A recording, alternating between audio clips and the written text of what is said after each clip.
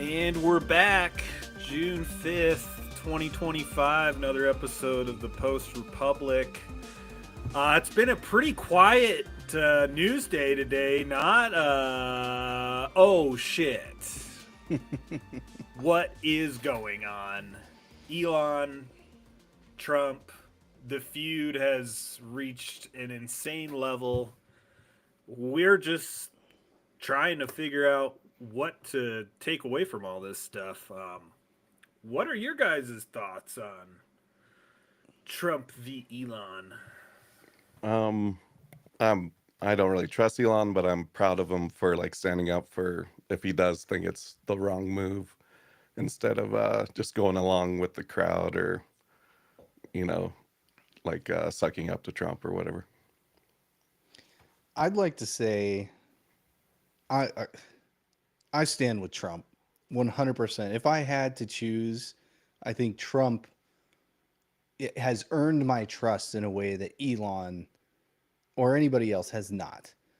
Um, but I also think that it's possible this is some sort of optical, just a psyop, a 5D chess, trust the plan type situation. I think Elon needed an escape from the administration, and I think Trump needed an escape from Elon as well.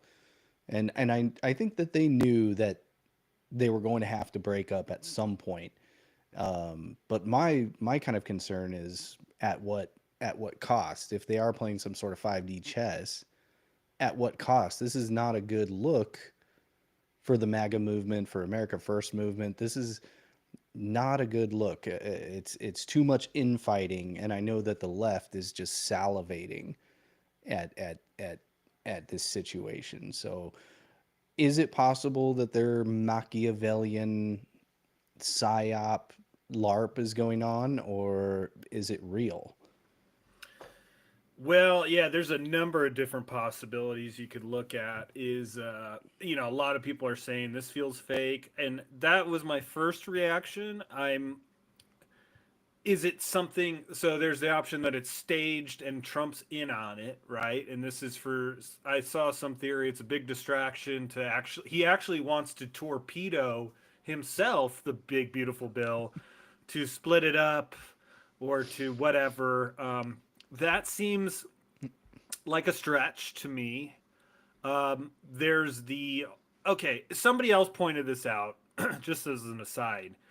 They said, so if more budget cuts had happened in this bill, then Elon wouldn't have said that Trump is on the Epstein list. Like, how long is he? I mean, so he's just using that as some type of blackmail because he's willing to torpedo the entire relationship with Trump and everything that he's been on just because he didn't get the Doge cuts. That doesn't seem believable to me either. Like, oh, dude, like I guess he's like, I risked my entire reputation. Tesla's taken a beating and I didn't get what I wanted, and he's just being a petulant child. Like that's like the surface level. Like this is genuine, but there's so many angles that I feel like you can take about like one theory is oh he's trying to rebuild Tesla's image by he's taking Trump down, and I guess my wife had said that a lot of people were googling how do I take off a bumper sticker, like they're gonna take off the Elon's not bad now, Elon good. So I don't. No, I think he burned that bridge. I think it is that You bring that that up. bridge is scorched earth, Oh ashes yeah, in the yeah, yeah, yeah. river. The left will never accept him again, and I think he knows that. So there must be some sort of deeper play. I don't see. I'm just thinking about everything that they've been through when it came to the campaign. I think about them broing out at the UFC fights and stuff like that, traveling together. They were like super, it was like Step Brothers. It was like watching Step Brothers or something when they just become best friends. And I just don't see all of that going down the drain just because of this bill. I mean, Elon and everybody must have known. I knew. I said we're going to see a reconciliation bill, in a few months, and this is the bill that we've gotten, which is a whole nother debate. But I just don't see them throwing away that whole bromance. I don't see them throwing away everything that they've accomplished politically over this bill that they knew was going to be like this. I mean, what did Elon think that it was going to be some sort of like libertarian dream with zero spending? Trump has never campaigned on not spending money. Not once. I don't think I've ever heard. He's talked about, waste, fraud, and abuse, but he has never, ever campaigned on I'm going to spend no money. It just doesn't make sense to me. I think he also threatened to cancel his government contracts. So I think Trump is taking it a little more serious and viewing it as like kind of a not, he likes loyal people, that are part of the longer plan or whatever. So he knows he needs to spend a bunch to get what he needs done, and he's made deals with, some of the pork in it, I'm sure. So if Elon doesn't understand that, then it's kind of disrespectful to blow up X and like put him on the spot when he's not understanding the long play or whatever. I just, he was wearing a Trump was right about everything hat like what 2 months ago. I feel like it was like 7 days ago.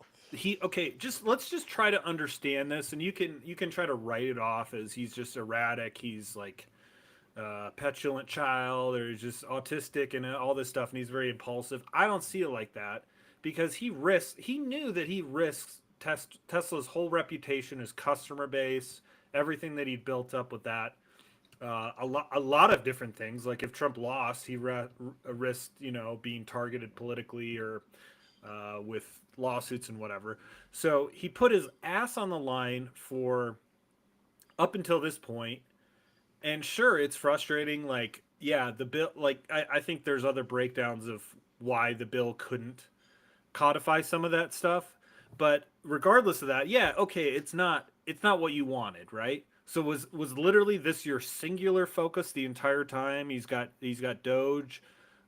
He's just trying to, um, like he wants to get this through, and so now that he hasn't, he's like, I put everything on the line.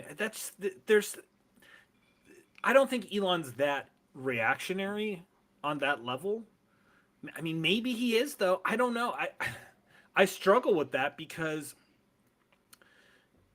he's thought through a lot of different things when it came to X, and maybe his play was always to get into this spat. I mean, we all saw something coming eventually with Elon and Trump. Their personalities are too strong, both erratic in some ways, so that But they're like also both very theatrical. They both understand marketing on a very deep level. They also understand, they're kind of like strategic, political operatives. And so I don't see this as being just they're having an argument. I see it as a way for them to distance from each other, but also suck up some of the air in the room, maybe even distract from something else that they're trying to accomplish. I just can't believe that it's just straightforward. It is what we think it is, or it is what it is on the surface, kind of thing. But well, there was a couple of things you mentioned. You mentioned the bill though too, and you mentioned, Adrian, that you know Elon is mad that we don't have like single issue bills, and it's like this is a reconciliation bill that only needs 51 votes in the Senate to pass. And so, and a lot of people on X and a lot of people are just saying, why is it so big? Oh, the Democrats, that's all they do is pass these 5,000 page bills. And oh, we're going to do the same thing. We're going to pass these giant bills that nobody's even read it. And this is a reconciliation package bill that only needs 51 votes in the Senate to pass. If you broke it down into single subject bills, then you would need 60%. And so another thing that another point I was gonna make is the right wing utopian thinking of, oh, Elon thought that he could just get involved in one election, get Trump elected, and then now he was going to be able to actually balance the budget. He was actually going to reduce the debt down to zero. No, it does require, like, politics is a lot more messy than just thinking you can come in and just solve the problem in a couple of days. And so for tons of accounts out there that are super frustrated with this bill, setting aside the quarrel between Elon and Trump, the problem with the bill that people have, but it's, you need bigger majorities if you want to make serious, long-lasting change legislatively. Then you need bigger majorities, and getting bigger majorities means winning more elections. And winning more elections means being unified in messaging, being unified on policy, and not backstabbing each other at the first opportunity. So my message is like, all right, we need to like hunker down and start winning more elections. Which the problem is that winning elections is hard and it takes work and it takes money. I think a lot of people thought that they were just going to win this election with Trump, and then finally everything was going to be taken care of. Well, there's one alternative to actually doing single issue bill voting, um, and it's not really talked about much, and for good reason. But at the same time, the Republicans could change the rule to just get rid of the filibuster. That's kind of like that is the It's kind almost of a like going nuclear nuclear. bomb. Yeah. Yes, exactly. So because then you provide that to the other side when they get in power. I mean, it's a check on having horrible legislation passed. Yeah. Um, and I see that in states where like the super majority, basically you're already there, so you can pass, and horrible things happen usually when it's a blue state, pretty much. But if you want to go scorched earth and you want to just say we need to pass, we're doing this, would it be popular enough to then win another election? Who's to say? I'm not necessarily advocating for that, but it's interesting that it's never talked about. Like, technically these are rules that can be changed by the party in power. And if you're actually like, let's get shit done right now, to a point that, like, for instance, national voter ID registration for federal elections. You put that Mm-hmm. in there, and then, okay, we're going to give up the filibuster, but our chances of an election victory have gone up significantly. Actual election integrity. Now, Elon's never brought that up. Maybe whatever. I don't. There's a lot of layers to this that it's hard to really parse. I did see an account post an interesting theory about what's going on between Elon and Trump, and that Elon is setting up this kind of false opposition to Trump, and he's doing that. And he's maybe going to create another political party or something, and it's just going to be another coalition of like, no, we need to be more MAGA. So his theory is that it's an astroturf to play the long game, to maybe split the base. I mean, you have power still. Is Trump or is Elon going to go the Democrat route? No, I don't think so. That bridge is burned. So the play is maybe Elon's trying to gain a power base for his own thing, but actually it's a ruse for the greater MAGA agenda. That's one option. He could be using it to recruit for Mars because likely he'll be the political leader there. Um, and so maybe he does, like you're saying, want to create his own base and split off people that are excited about supporting his Mars mission. Yeah, and I think that Elon does have a bigger, broader agenda than just right wing populist politics. I think he really is serious about going to Mars, which I doubt is the I actually doubt that it's even possible to go to Mars personally.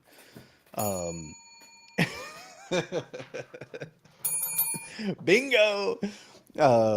But oh, what was I gonna say?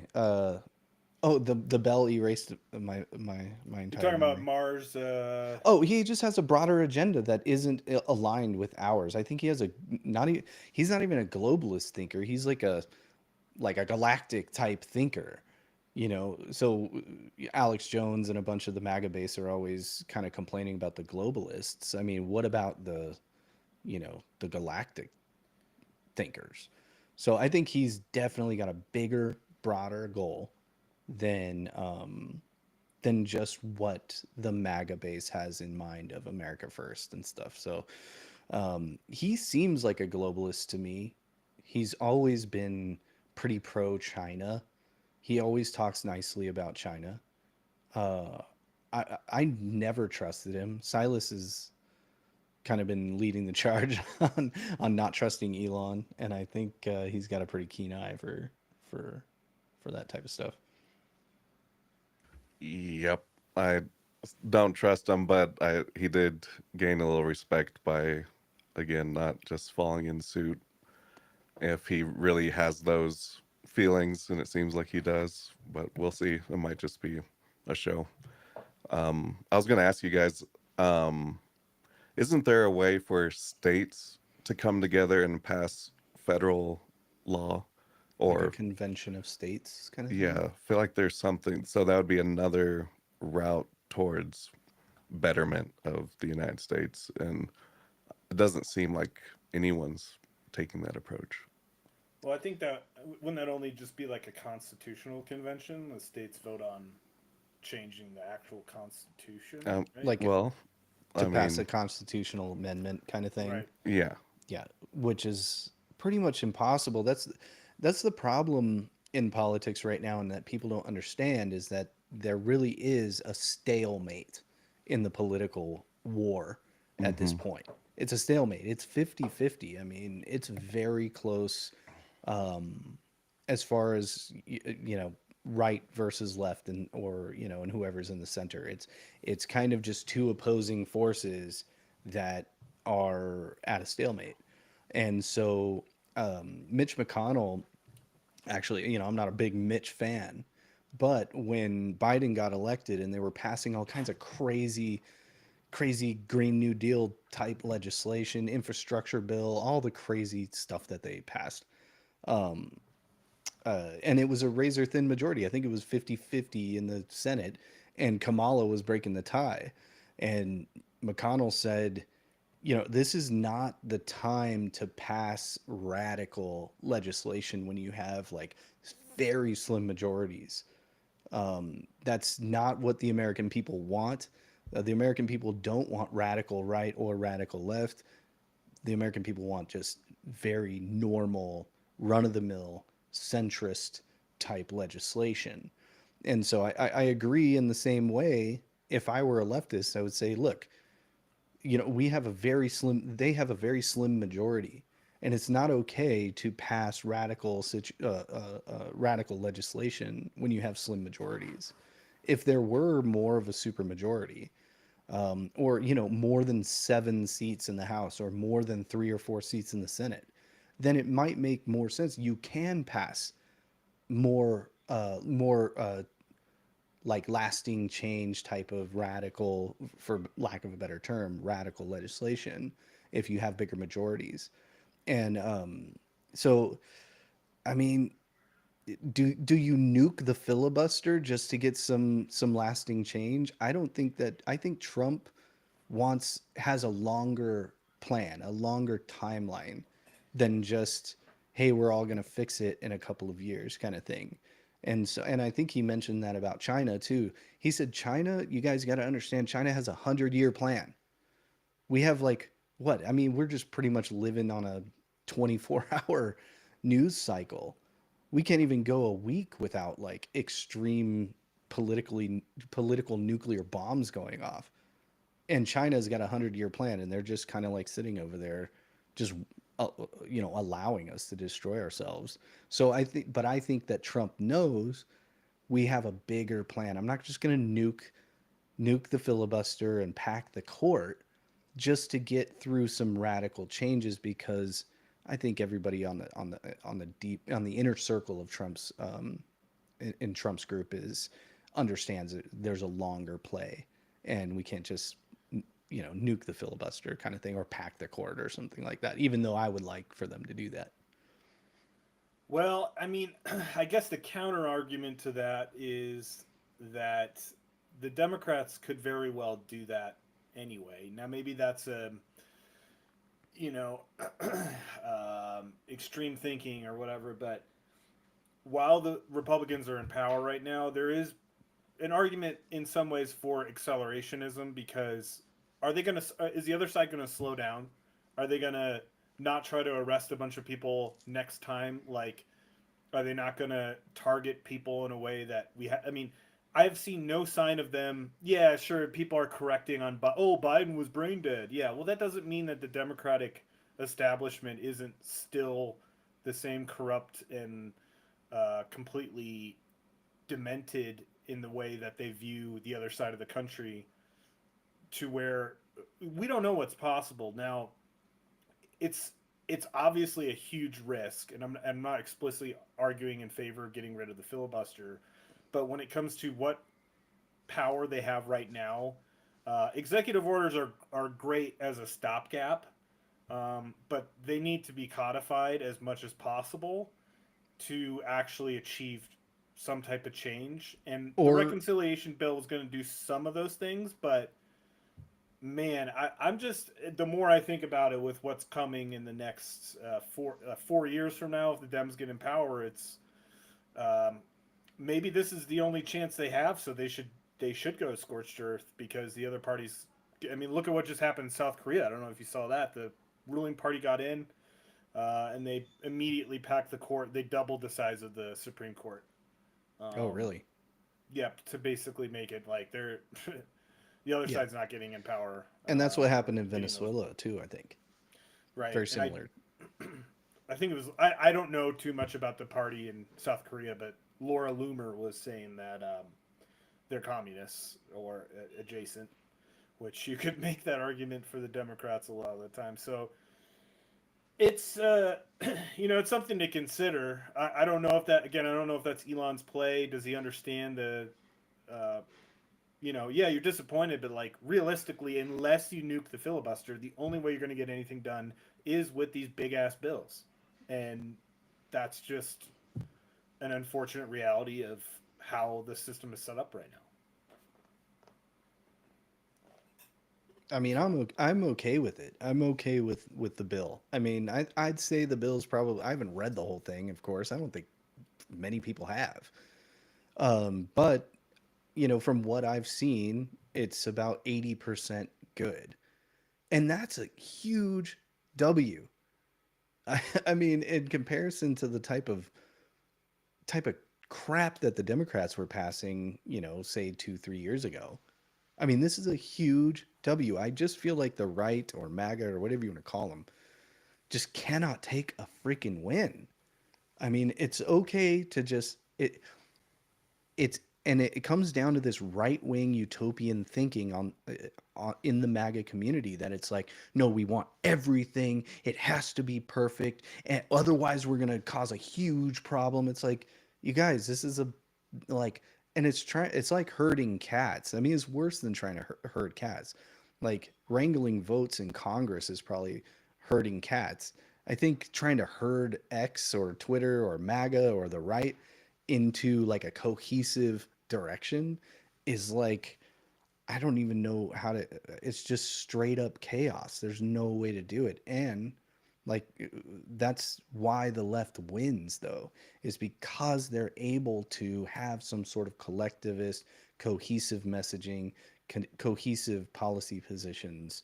And so that's really, and with this whole feud, the left is just sitting there just salivating, just knowing, yes, this is perfect. Everybody stand back, only fan the flames. This is perfect. MAGA's getting fractured. And what is it over, really?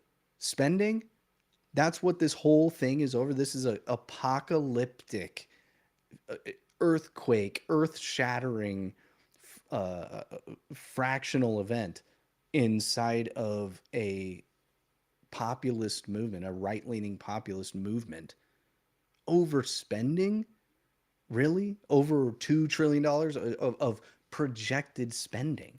I mean, it's really like the spending, I just don't see it as dangerous or as much of an existential threat as the libertarians and people like Elon and the PayPal mafia make it out to be. It's just more fear mongering. It's the climate change of the right. There is a part of this bill. I don't know if Elon commented on it, but I'm sure he will. About AI not being regulated for the next decade, I guess. And I think that coincides with his program for AI to be developed rapidly in the United States. So that could be a pretty big negative if it isn't regulated, because it seems like Pandora's box is opening up. And I mean, it seems more powerful to me than a nuclear weapon, because it can produce so much content and media that would confuse and, Hmm.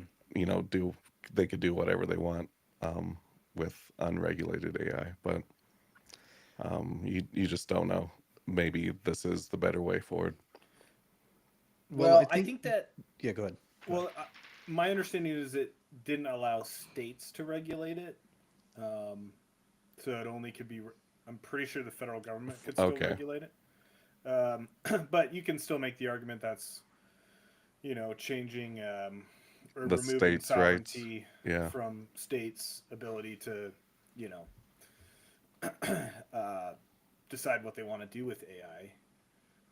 So yeah, I actually Marjorie Taylor Greene said that she wouldn't have voted for it now that she learned that, which is kind of Mm. that is the No due argument against the whole diligence. 5,000 page bills, Hmm. which I Well, don't know this why one's 1100, not 5000. But oh yes, I sure. know what you mean. I know what you Hmm. mean. Well, why the fuck couldn't these congressmen get AI to, ironically, Read it analyze all through. the Yeah. sections of the bill and print it out in like a 10-page thing or something? Um, Well, but I think it's because I think it's because it's a big, everybody gets to get something in the bill. And I think that the Trump team and Johnson and everybody that's trying to whip this whip the votes for this bill, they're saying, hey, this is an opportunity for you to actually, put in your policy priorities for your constituents. You can actually make lasting change, because in order to get everybody to vote for it, everybody's got to be able to put it in. So it really doesn't matter if this AI thing is in there for MTG. She just has to, she's going to vote for it, because she not only gets to deliver for her constituents, but also, I mean, what is she going to do? Go against Trump about this? So it's, politically backfire if she doesn't go for the bill. And she has all the perks by, I'm assuming that she was able to put in her priorities, or at least some of her priorities, into the bill. So, yeah, there might be some pork or stuff that we don't, that some people don't like, but it is an opportunity, and it's pretty much the only opportunity to really get your stuff in there. So I actually don't blame her, and I'll stick up for her. For, a lot of people are dragging her for saying, "Oh, you voted for something you didn't even read." I mean, that's kind of how it works, unfortunately. I mean, it sucks. And if you want lasting change, if you want big change, big reform, you need bigger majorities. And if you want bigger majorities, you have to win elections. And if you want to win elections, you have to stop infighting and actually unify and get a cohesive message, and don't let every little drama, splinter the movement.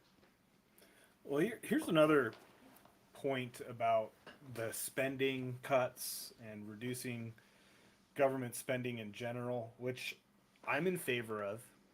But also, if you take the Ron Paul, Thomas Massey approach to just completely, like, let's just say, cut off 50% of the budget or something drastic, like actual reform, what can you imagine the impact on just the economy in general, which long term I'm in favor of. But short term, since we have such slim majorities, the economy, if the federal government doesn't print whatever it is, an extra 5-6 trillion dollars, the economy probably goes into recession at this point, to some extent, because it's used to that level of spending. Now, long term, I think it's, yeah, we do need to take a hit there and deal with the pain. But when you don't have a 50 seat majority where it's like it's going to be a serious recession, but we're going to communicate that this is for our best interest. You're kind of up against the wall where, especially since COVID, one of the things Ron Johnson talked about is we need to reduce spending back to pre-COVID levels because we don't have a pandemic, yada yada. But unfortunately, the inflation is what it is. If you just cut that off, you're going to deal with some pain. Unfortunately, um, I'm not arguing in favor of just endless spending either, but I'm just saying what the cards are, and I'm sure politicians are aware of that, and everyone tells them that, and the markets would reflect that if all of a sudden there was 3 trillion less dollars that year.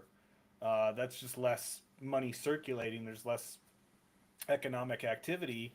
Um, I think we do need deflation, but the world we live in is not built on that.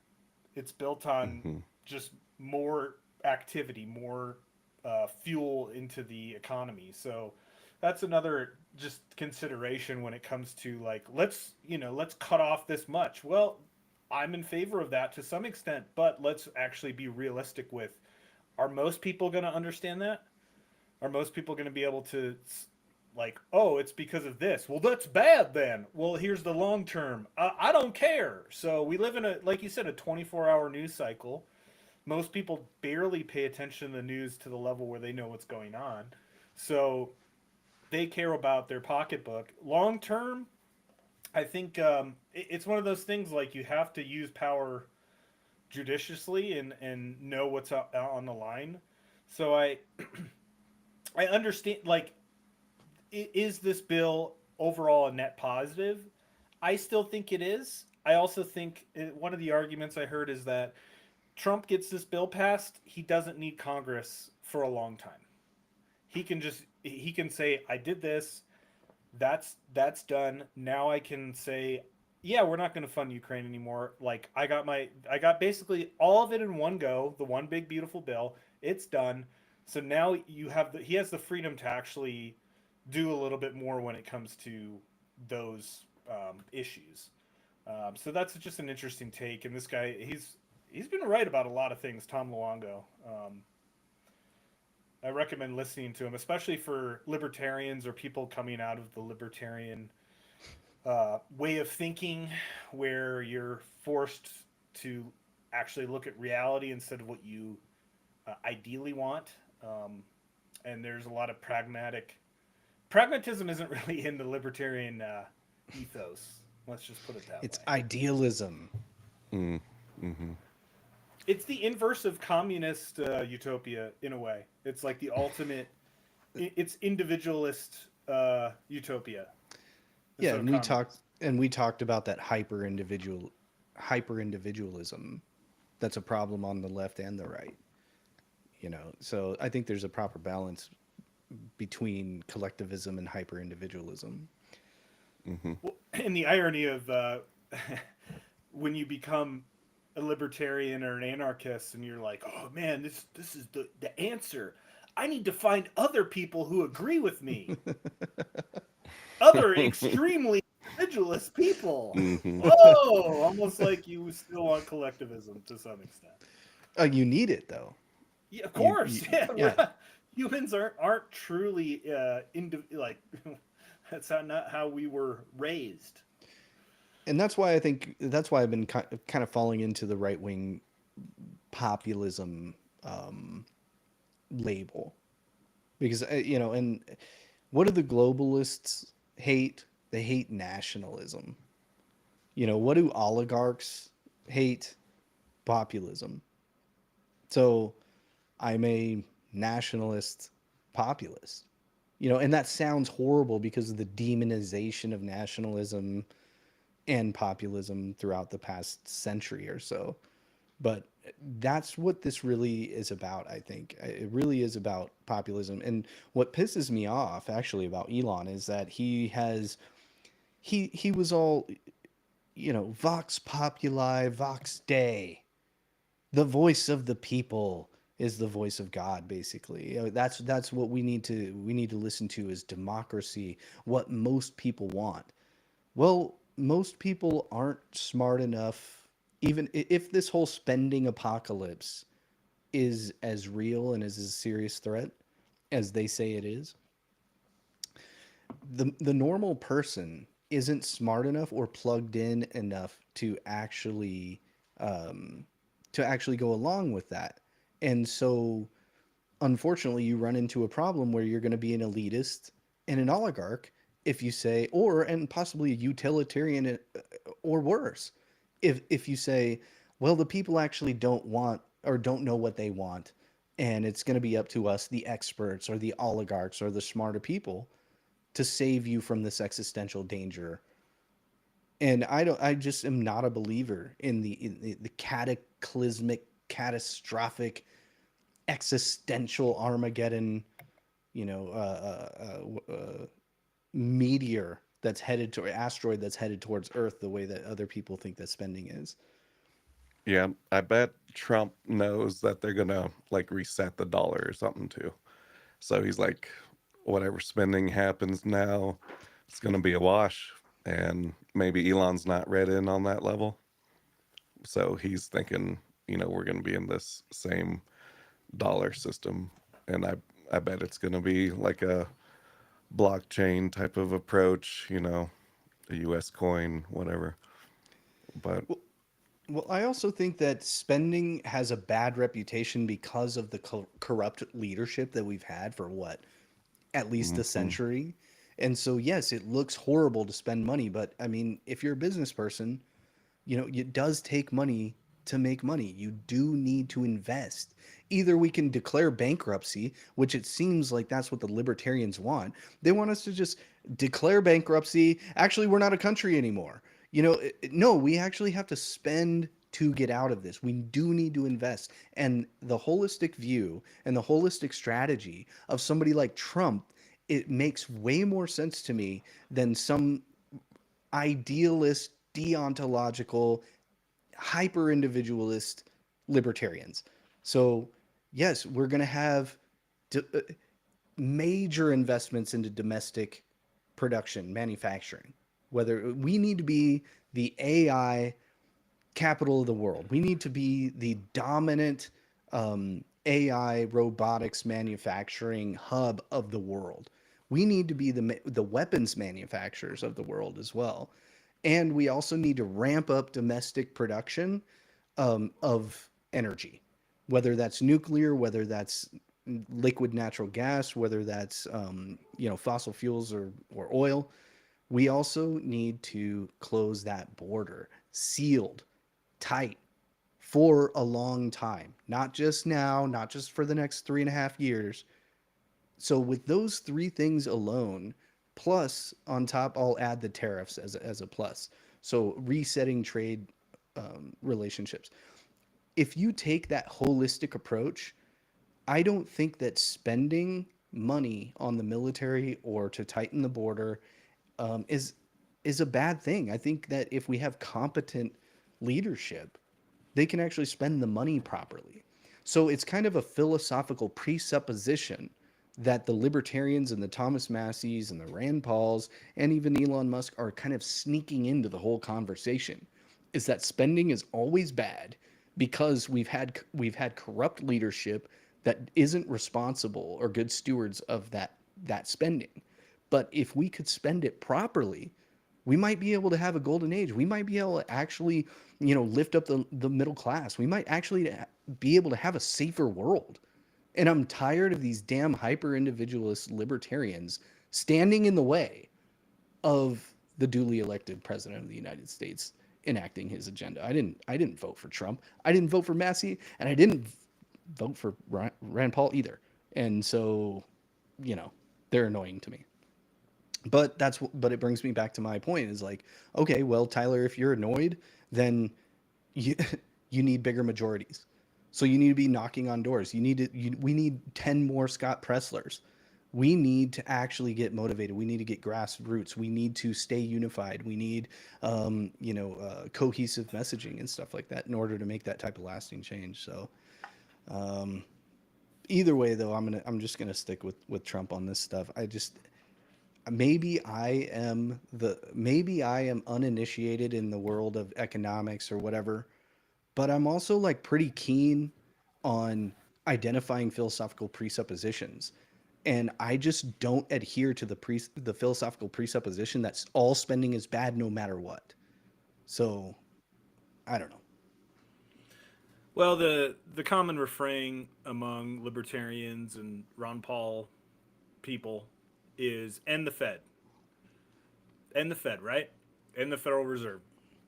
So, if you don't do that, which is almost a guarantee that you're not going to do that, let's just be realistic, then a lot of these arguments are for naught, in my opinion. It's basically like you Yeah. want something that is absolutely impossible. I do think that the conversation about why does the Federal Reserve loan money to the government, where's the debt actually owed to, all that is relevant in being aware of, inherently the Federal Reserve, fiat-based, debt-based currency is a scam, right? I I agree with the libertarians on that still. But the problem with that is we live in a world where every government pretty much has the same type of system, debt-based fiat currency. Unless we're talking about a total reset of the economic order, which is possible in who knows what the future holds. But realistically, all those conversations to me are like a distraction in some way because you're never going to get a hold of the debt. But here's the thing: has that mattered for 110 years, 120, whatever, about 110 years since the Federal Reserve has been around? And I was one of those people like 10, 15 years ago where, oh man, things are going to collapse. This debt is unsustainable. Like, how do we have $11 trillion in debt or $20 trillion in debt? Well, so does everybody else. So until the entire global order is reset, um, it's kind of it's not a totally pointless conversation, but in terms of realistically doing anything, it is kind of pointless. So when you're arguing over like, well, we're adding this much debt, yeah, well, again, we can have that conversation about the Federal Reserve, but that's how it works. Like this is what we're in right Yeah, now. it's a So debt-based system from the start. So yeah, you're not unless you want to have a coup at the Federal Reserve, make it public, and print interest-free dollars, which we fucking should. But until you have that conversation, it's a distraction to me. Like, yeah, okay, if you're gonna grandstand, then make that the issue to me, because that's all this is. It's not, you're not actually getting to the heart of it. You're like, the debt, oh, we're gonna, it's unsustainable. Look at the debt ceiling, the thing that's artificial to begin with. We raise it all the time. You know it's gonna happen. If you're fucking being honest about this, you have to raise the debt ceiling because that's how the whole thing works. It's funded by debt. So unless Thomas Massey and Rand Paul and Ron Johnson and Elon want to talk about like we need to, like, if you want to make that argument and make a strong push to end the Federal Reserve, end debt-based currency, I'd be a lot more willing to listen to you. Because then you're actually getting to the heart of the issue and exposing it. Like, hey, why are they holding up this bill? Well, Elon said we need to end the Federal Reserve. All right, let push it. But otherwise, you're just kind of fucking playing in the weeds right now, and it's kind of pointless to me unless you bring it there. It's just noise and it's a distraction. so since that's pointless, what do you guys think about Elon's statement on Trump in the Epstein files? Well, again, I think so. would he have not brought this up had the bill not been exactly what he wanted? Yeah, I I don't mean, know. his He was going to bring it up At the some point. first second that they disagreed. He Hmm. was going to drop this nuclear bomb. It reminds me of somebody like in a relationship being like, "I'm going to kill myself if you leave me." You know, that was his last little nuclear bomb of the relationship. And but anyway, keep going, Silas. I don't know. So if Trump is on the list, it would explain potentially why it's being kind of slow, like a pushback or on the back burner or whatever. But like even if he's on the list, is that gonna change anything for the MAGA group, or does he maybe Elon sees it coming, and so he is, like we were saying before, trying to get the split of the base started right now? But I don't know. well, is Trump what does the Epstein list even mean? Are we saying the list of people The who traveled to the island, or the the like? client list. So who is Epstein servicing? Okay, And I believe one of Trump's wives is through Epstein connections. Um, I can't remember which one, but it was like an introduction through hanging out with Epstein and provided through his network. So, I never rule out the possibility that Trump purchased services from Epstein. It's always it's not something I'm like, oh, that's not possible because I like Trump. But at the same time, I think it's one of those things where Elon throws that out there because he knows that the elephant in the room is so large and implicates so many people that may or may not include Trump, but even let's just say that it doesn't include Trump to the extent that Elon is implying, he still knows that Trump can't release the files because of other entanglements. So it's kind of a play where you're like, oh, see, he won't release the files because of he's on the list, and it's a mic drop moment, but it's also like, well, so is if that's the case, um, maybe that's not the case. For one, maybe it's just because you know that he can't release the files because of who was working with Epstein, probably Mossad and CIA. So um, th- I think it's one of those. It's like I'm going to play this card, and it's going to make you look bad because I know you can't release it. Can Trump sue Elon in court? Yeah, I guess. But then that requires releasing the files, though, doesn't it? So that like it's one of those things where he was going to use that card because he knows Trump can't reveal that in public for maybe a reason that's not related to Trump. But everybody knows that Trump is in the Epstein files. Everybody knows there's pictures of Trump with Jeffrey Epstein. There's also pictures of Elon with Maxwell. So yeah, like he was a prominent figure who was also an investor. And somebody was saying that, you know, his connection to Epstein, Trump's connection to Epstein, is probably because there was a time when Trump was down and out. I think it was in the late 80s, early 90s, or in the 90s sometime. Trump was, you know, in significant debt, and he did need to get out, and nobody wanted to touch him. There was a time, and so it was probably Epstein that came along and was willing to invest and give him the capital that he needed to get back on top. I, there is no way, I'm saying it right now, there is no way Trump is some sort of pedophile or something like that. I mean, maybe there's some other type of blackmail or something like that. It's just so insane. It's the most insane thing. I think Trump is pretty much as clean as a whistle as far as that type of stuff goes. I think about maybe some shady dealings, you know, especially with some real estate stuff. How do you stay clean, like perfectly clean in New York, New York, dealing with the mafia. Yeah. dealing with the mafia, New York real estate? But at the same time, this stuff would have come out.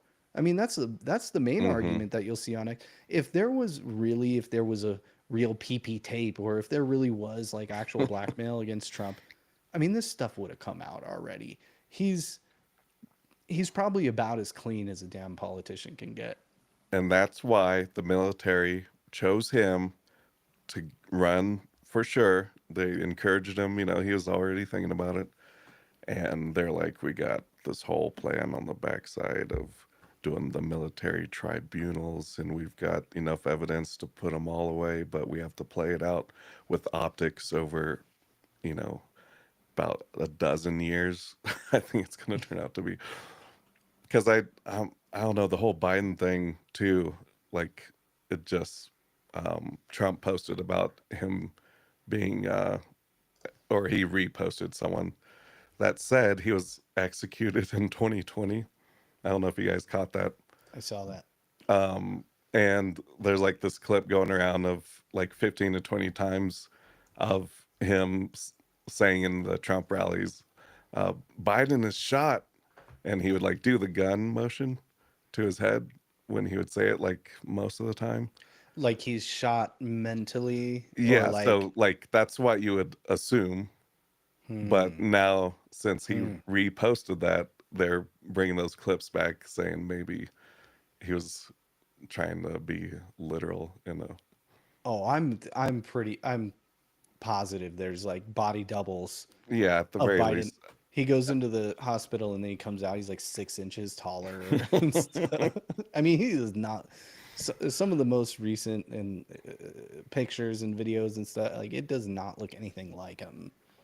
I Yeah. mean, if you're looking at how the elites like to kind of show their hand a little bit to the public Yes. about what's going on, they had a fake White House set that they would Hmm. put whoever was playing Biden that day on. And why couldn't they just film it in the White House? There's a literal White House where you film stuff. But we had a set of the White House. And is it like some kind of message where we're like, hey, this is a fake White House with a fake But president right here? I mean, come congratulations. on. Well, Yeah. When. that's Yeah. the whole idea of the Q post too, is like they are forcing people awake through the the Biden presidency and then now the contrast of Trump's presidency. It does feel like there's some sort of manufactured demise of the Democratic Party because Yeah. it's difficult to believe that they would choose Kamala and Tim Walz. I mean, it's Mm-hmm. almost like they wanted to lose. It was a giant money laundering scheme. You know what, $1 billion? Oh yeah, we're gonna spend $1 billion on this Mm-hmm. election. Don't look into it. Yeah. Oh, too late. Well, did you guys see that the Democrats' X account posted kill the bill and release the Epstein files? Nice. And I'm just like, wow. And so it was kind of one of those moments where you're like, this is where the culture has shifted, you know? Like, Mm-hmm. granted, it's kind of just a ruse. Generated some engagement for sure, but it's one of those like, so this is what the Democratic Party is now normalizing. Let's talk about the Epstein list because of this. It's going to go away in a second because old Billy Boy's on there, but um, it's silly. I can't help but think of how we're just in the midst of this grand play. It's just like a total. It just everything feels scripted right now. It feels completely astroturfed. There's a million different layers that you can say like, why is this happening right now? Everything that happens like this is somewhat scripted to some extent. Is this organic? Like it just it feels like we're living in an artificial reality, and that's happened a lot of different times. I mean, the entire Biden presidency for one, but just so many of. I mean, COVID was fucking fake. Let's be honest. Like Wait. maybe not the Well, virus. I'm not saying the virus explicitly, but I mean some people do say that. But just like the whole thing, like the the refrigerator trucks outside of hospitals to keep the dead, and then people mhm. going into hospitals and they're completely empty, and none of the whole that was like a complete fake event in terms of it being a pandemic. Let's be honest. So we've lived through so many events that just feel completely artificial, and this event it's gonna feel it feels that way. Like this doesn't feel organic. This doesn't feel like a I'm genuinely upset about the bill and you're on the Epstein list. Like I just don't see Elon being um, that reactive in that way. I don't know what the play is, but it's not just about the bill. Let's just put it that way. That's for sure. I just looked it up real quick. How many pardons did Biden issue? And it says 8,064. And I mean, I don't know what's normal for a president, how many pardons a president gives. I know, Trump pardoned pretty much all of the J6ers, which was like about 1,500. But 8,064 does seem like kind of a big number. And they were also using the auto pen. At least allegedly, they were using the auto pen. I mean, let's be honest. I think it would probably take. It's not possible for Biden to sign 8,000 pardons. But that brings up the controversy of are these pardons legitimate, and specifically Fauci's. And that's one thing that I'm really frustrated with Rand Paul about is, dude, you've never done anything. All you do is stand in the way of President Trump. That's it. That's all this guy does. And I seem to remember him saying he was going to get Fauci. He was going to prosecute Fauci. And even Elon has a very famous tweet of my pronouns are prosecute Fauci. Whatever happened to that? Oh, no, we need to stop President Trump from actually spending any money, which will actually build a border wall that will actually protect our country from foreign invaders, that we can actually do some lasting change, and he can fulfill promises that he's been campaigning on for almost a damn decade. And so I think Rand Paul, I will listen to you about your spending apocalypse when you actually prosecute Fauci and get something done when it comes to that. Because actually, believe it or not, prosecuting Fauci is more important to me than spending cuts. Believe it or not, I actually care more about tax cuts than I do about spending. I care more about closing the border for good than I do about spending. I mean, it's just fucking ridiculous. I can't even believe so many conservatives and MAGA people care so much about spending. What is going on? I feel like I'm taking crazy pills, like you said, Adrian. It's like it almost feels like a simulation or something. Like, and it it's always just a way to stop Trump. And maybe Trump wants excuses to not follow through with campaign promises. That's always possible. I think Trump is amazing. I love Trump, but he's not perfect, and he does make deals. I think he definitely made a deal with the deep state, and I've been fucking talking about that for a while. But anyway, Rand Paul. I don't know. I mean, I'm kind of tired of his bullshit Well, personally, because it always just stands in the way of Trump. Why? He's obviously a never Trumper, and it's from I don't even know if he's a real libertarian, but yeah, Trump has to deal with this shit all day, every day, of not only the radical left, not only rhinos, not only a bunch of snakes in the grass in the intel community, but then he has to deal with the damn libertarians standing in the way. But I only have myself to blame, and I only have MAGA to blame, because if we had bigger majorities, we wouldn't really have to worry about Rand Paul's bullshit. yeah, Rand Paul presidency would be, again, like I said with Thomas Massey, it would be the most boring presidency ever because nothing would ever get passed. He wouldn't sign any executive orders, and he wouldn't do what would he do? He would just literally just give speeches about liberty and how we're spending too much, but literally, I mean, what are you gonna do, man? I mean, if you're gonna hold it hostage for some um, unrealistic gains, I just or just yeah play. If you were president, yeah, you could play that card. We're not passing a budget. Period. I'm willing to risk the entire faith and credit of the United States until we end that Fed and we bring in Okay, do it. But you don't have the power to do that. And even in your limited capacity as a senator, you're not even fucking talking about that. You're just talking about, oh, if you're going to go, like, you're going to play this game, then play it to the end and bring up the issue at hand. Otherwise, shut the fuck up. Frankly, like, that's with libertarian mindset. It's based on it, like, okay, if you just want to be in the Senate to be, the guy that talks about this issue, okay, but let's also look pragmatically at what the situation is and do what we can. I mean, the border, I would agree, above spending cuts or tax cuts, the border. You want to talk about like actually having a nation state, you need a border.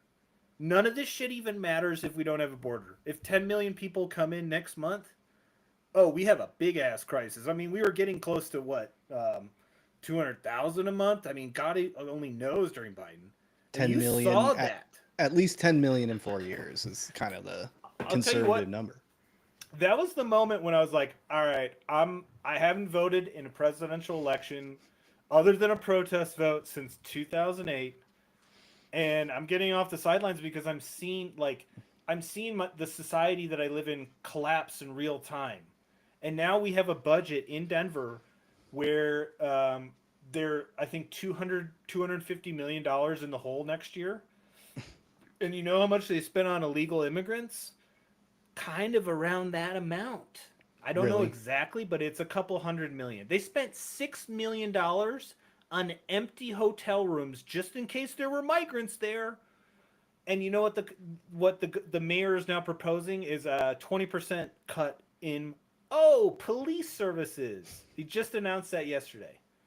Because God knows Denver doesn't have a crime issue.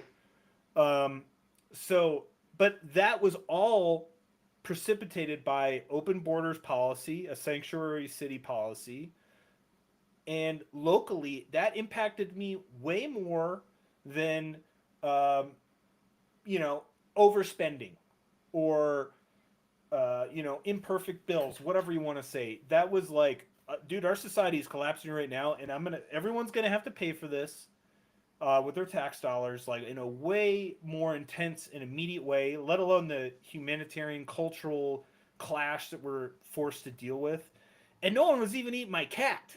Okay, like that didn't happen to me. But like that was the issue, and that anyone that I talked to about if it came up that like, yeah, I'm gonna vote for Trump, which didn't happen very often, but it's like because that's a tense conversation for most people. But I was like, yeah, I mean, if we don't have a border, we don't have a country. So of all things that we need to do, it's to make sure that that's secured. And some of the mass deportation, speaking of that, is starting to kind of, they've gone through a lot of the criminals, the obvious offenders, and now they're going to workplaces. Like it is accelerating to the extent that they can, but with this bill, they would get more funding for that. Sorry, yeah, we're gonna get a lot of other shit. I hear you on that. I'm not discounting criticisms of what's in the bill, because I'm sure there's a bunch of shit that we don't like, and some stuff that I would not like to have passed. But when it comes to maintaining civilization and society and the standard of living that we have, the border is still a number one, and avoiding World War III, which is also existential in that way. Not this bullshit like. I think your point about it being like the libertarian right wing climate change is spot on, because it's always been like that. This is the end of the world. And dude, okay, what's funny about this is the people who say, yeah, this shit's all fake, it's all a scam, it's all this. It's like, uh, yeah, but it's still going on, right? Yeah, you can say it's fake and it's all this, but then why are you so upset about the fakeness being, oh, that's too fake? We've gone too fake. We need it to be moderately fake. Okay, this is fucking irrelevant, dude. You're not even playing the same game. It's like a dude at the Monopoly, and you're trying to play Monopoly, and he's like, "Hey man, you realize this is just a game, right? You don't actually own Boardwalk." I don't even want to play the game because if I get boardwalk, it's fake. Well, yeah, dude. Either you okay. So what are you doing here? You're just gonna talk shit while we're trying to finish this game that still has implications, or are you just gonna? Oh, this is just fake, man. All right, man. Well, don't Fine, play the I'm not game and shut up. fine, I'm not playing. I'm going to take my ball and go home. Okay, Elon, go home. We're going to continue to push forward on 100-year MAGA march through the institutions. That's what we're doing.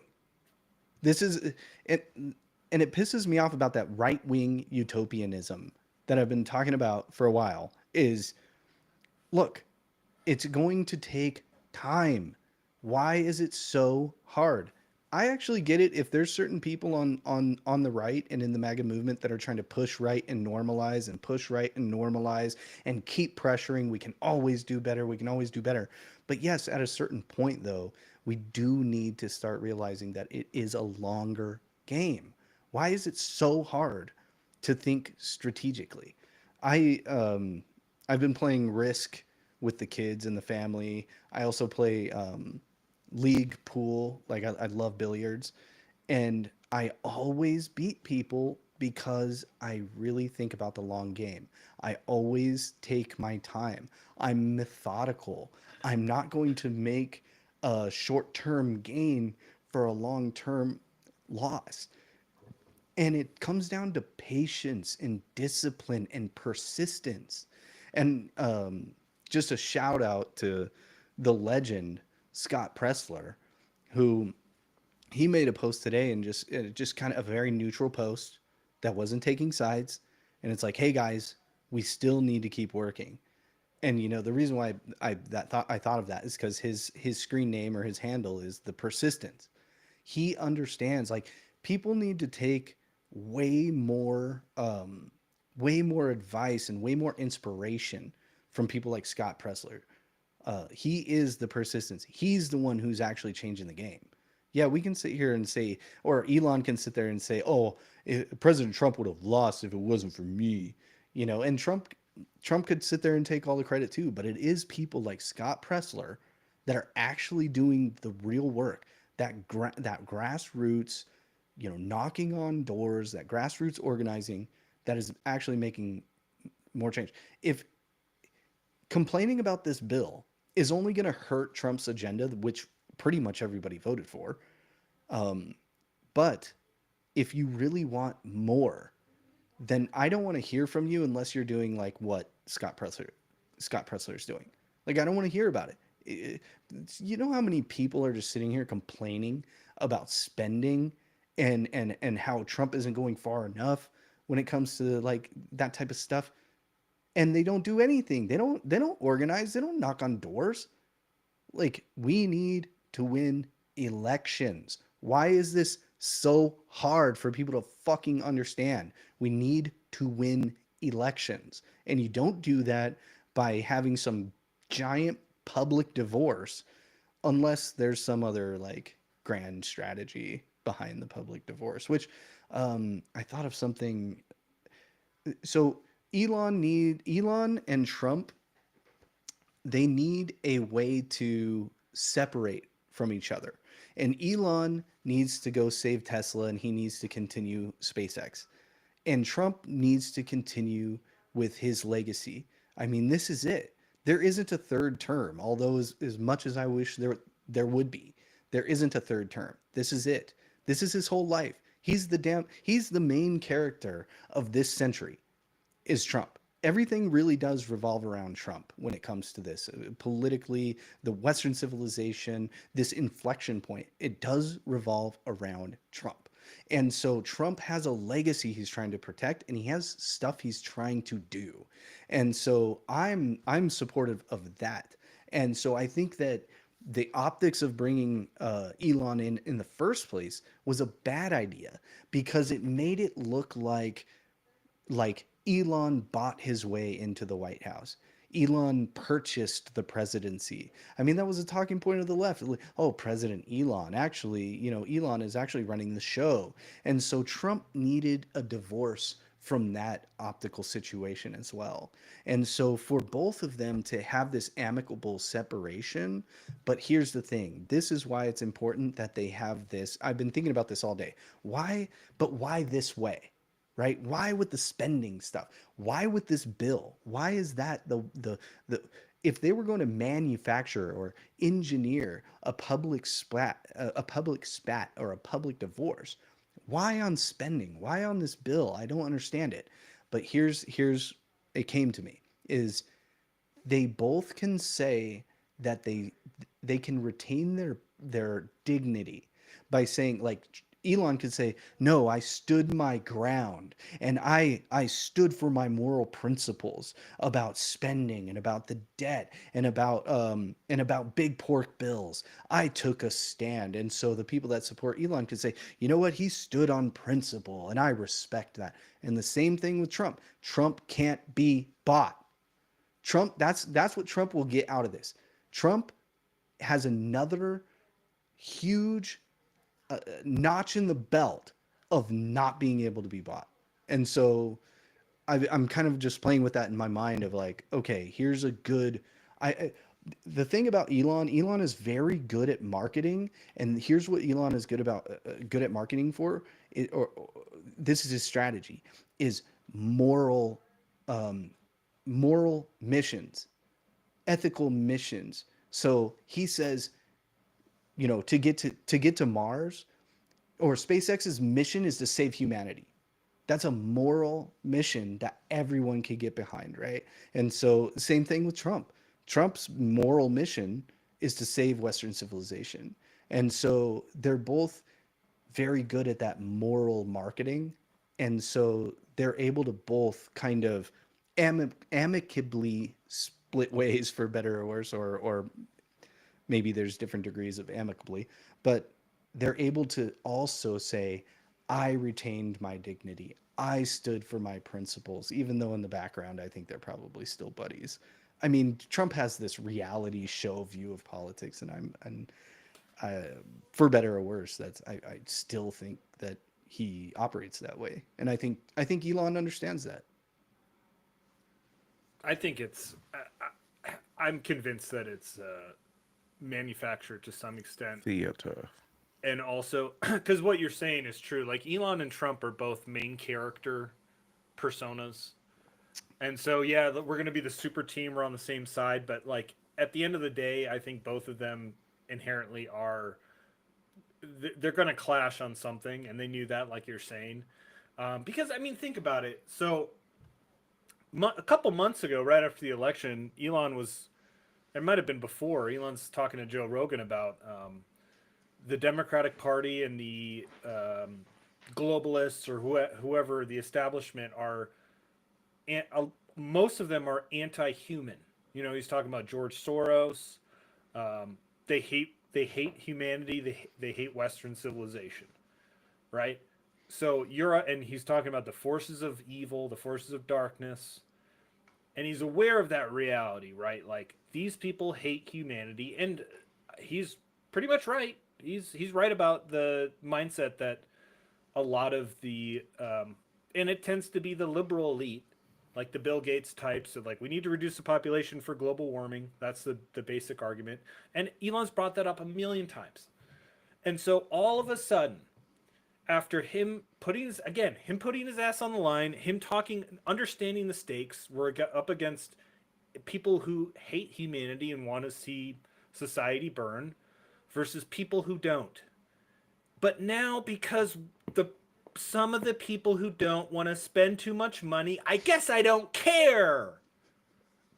That's basically that's what it makes it look so fucking ridiculous and fake. Is that again? He wore the Trump is right about everything hat. He said all these things about the existential battle that's being waged between I think factions of elites, but also the culture at large, the population at large, where there's some people who are brainwashed into hating themselves for every reason and are fine with going the Green New Deal death route. And then there are others who see the implications of all that and want to fight for what we have as humans. And Elon saw that. He brought it up so many times, and for him to just have this spat all of a sudden because he didn't get the Doge cuts, you think he made that decision just like it just doesn't make sense. So maybe there's some other feuding stuff, but or the alternative is Elon was fake about that whole speech he was giving the entire fucking time, and maybe he was just playing MAGA for his own game. That's the alternative. That he was lying. He's lying now, and he was lying then. Um, Either way, it doesn't. It just if you're looking at it objectively from a bigger lens than just the bill, it's like this doesn't seem genuine. If you put your ass on the line for fighting for humanity and now you're just going to blow up everything just over a bill, that shit doesn't make sense. Who gives a shit? It's Who it's gives a shit fake. about the damn bill? It's not even that big a deal. And you know, I just wanted to make another point about the moral marketing, is that the way that Elon was able to, this is kind of a controversial take, but Elon did not buy X to preserve free speech. He bought it for the data. He bought it to fuel his AI projects. And the free speech, preserving free speech, it's a genius marketing. Everybody should, if you want to start a business or something, like take that marketing strategy by creating a bigger moral type goal. I don't think he bought it to preserve free speech. He's not a free speech absolutist. Nobody is.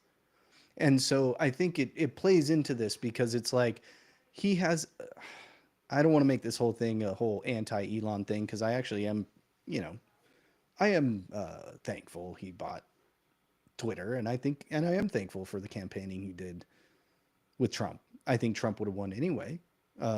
But what I'm saying though is it's important to kind of see his strategy and his moral marketing, you know, and so he's going to continue to do that. He's doing that with this bill, and maybe it's just to manufacture or engineer an exit, which I respect. I mean, I respect it to a certain degree of like, how am I going to he I think him and Trump were having a buddy conversation, and and Elon's like, how the hell am I going to get out of this? How am I going to save my companies?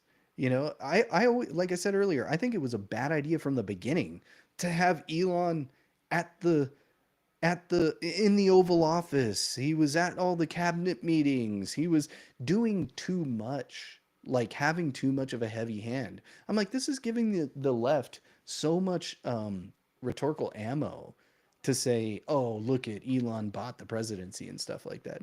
And I don't know if maybe that was a part of the plan the whole time, but I do think that they had to have had some sort of exit strategy conversation. Um, yeah, I don't believe any of this stuff. I think it's all part of the grand strategy, especially for Elon. I think Trump still does believe in Elon's projects. And this, him blaming or him claiming that Trump is on the Epstein, he's in the Epstein files and all this stuff. It's a good way to have a big public breakup, so that way everybody on the planet knows Elon's out. He's doing his own thing. He's only doing his companies. Trump's on his own. Trump isn't bought and paid for. So I don't know. I mean, I'm just kind of riffing and stuff, but Yeah, we'll know if Trump removes Elon's government funding. How, like, if it's a real fight or if it's theater.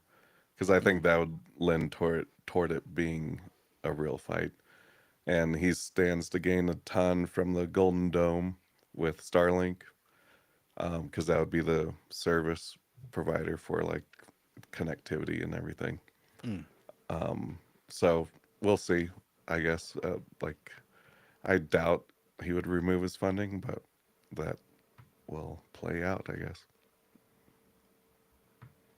Yeah, I mean, I guess you could also still astroturf that and like say we're gonna do this, and then it like, all right, it's gonna be a rig cord. It's not actually gonna go through, but this, I mean, like let's just make the assumption that this is a fake feud on some level. and it's artificial for reasons we don't understand yet. You could you could also still fake that to some extent, that it's not a real case, or that it's the outcome is already predetermined, that like, oh yeah, we'll find an activist judge or somebody that'll overturn it anyway. Don't worry, we got your back. This will all Yeah, play out. or It's Trump will cancel this government contract, and then Elon will sue, and then it ends up going away because Elon will win the suit. Yeah, there's so many different ways. I do think they're that smart. I don't think they're just like just going by the seat of their pants, just making this stuff willy nilly. Like they've got to have some sort I of mean, okay, grander strategy. I don't believe that you fight an enemy like the establishment, like the establishment Democrats politically, and the establishment and the military industrial complex. I don't think that you have an actual fight with them and win, but you also like have no grand strategy, or you don't have cohesive um, policy agreements and cohesion and stuff. So I don't know. I just don't believe it. I can't believe. Here's what sticks in my mind though: them palling around at the UFC fights, and Trump is like, "Oh, dude, you see that?" And Elon's like, "Yeah." You don't bro out like that, and then turn on each other based off of this type of a spending issue or whatever. I well, just don't believe it. it's believable to the surface level political observer who Yeah. just sees like, oh look, Trump's just, Elon's flying off the handle because that's who he is, and Trump's Hmm. responding because he's just an idiot, and he just is so reactionary on Twitter without considering, or still at this point understanding, that Trump has been the ultimate head fake president we've ever seen. He Hmm. lives on that misdirection. We're gonna own Canada. We're gonna own Greenland. We're gonna do this. Gulf of Mexico. We're gonna talk about like, maybe we'll reduce the military budget in half. Maybe we'll do this. So he's been a master of, the best way to or to control a crisis is to create it, kind of thing. Like, but it's an artificial crisis that's just going to stir the news cycle. Now we can dominate the news cycle. Now we can, Well, if you're trying to do shit. and now they have Democrats, the Democrat, the official Democrat X page is calling for the release of the Epstein files. You have prominent Democrats and far lefties and centrist Democrats that are calling for the Epstein files to be released. I mean, if you were to manufacture a situation where you wanted to foster some bipartisan support of the Epstein files being released, I mean, personally, I think that the Epstein files are like a big nothing burger for some reason at this point. It's like been built up as this like mythological, I don't know, just this myth. And I'm just kind of like, I'm like, is there even anything there? But that aside, I don't know. I'm still on this. Oh, I was gonna say there's another theory, is that it's good cop, bad cop. So Trump can't afford to just come out and bash Congress. He might need them. Of course, he needs them. He needs Congress. He needs the Senate. He needs to maintain those relationships. And I honestly think that Trump knows that he made a mistake in attacking so viciously some of the members of Congress, both in the Senate and the House. People like Thomas Massey. He knows he made an enemy for life. Thomas Massey acts like he's this principled idealist, but I mean, come on, let's be honest. He doesn't like Trump because they had disagreements during COVID, and Trump called him out and said, "I'm going to primary you," and Massey survived somehow. I don't know if he's going to survive the next one, but what I'm saying is that Trump understands. I think that he understands that making unnecessary enemies is like is a bad strategy in the game of power. And so Trump can't really just come out and start attacking Congress. And so Elon, he's kind of sending Elon out there to be the bad guy to um, to attack Congress, to whip them into shape, to tell them, hey, if you don't do what we say fiscally, I'm going to primary you. I'm going to put a bunch of money into politics, and I'm gonna fire all of you pretty much. And he has the power to do that. And I think that a lot of people in Congress are probably kind of shaking in their boots because of that.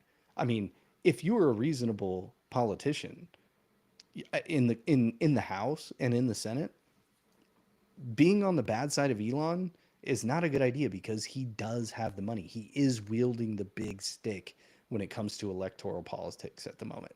And So, and so go ahead.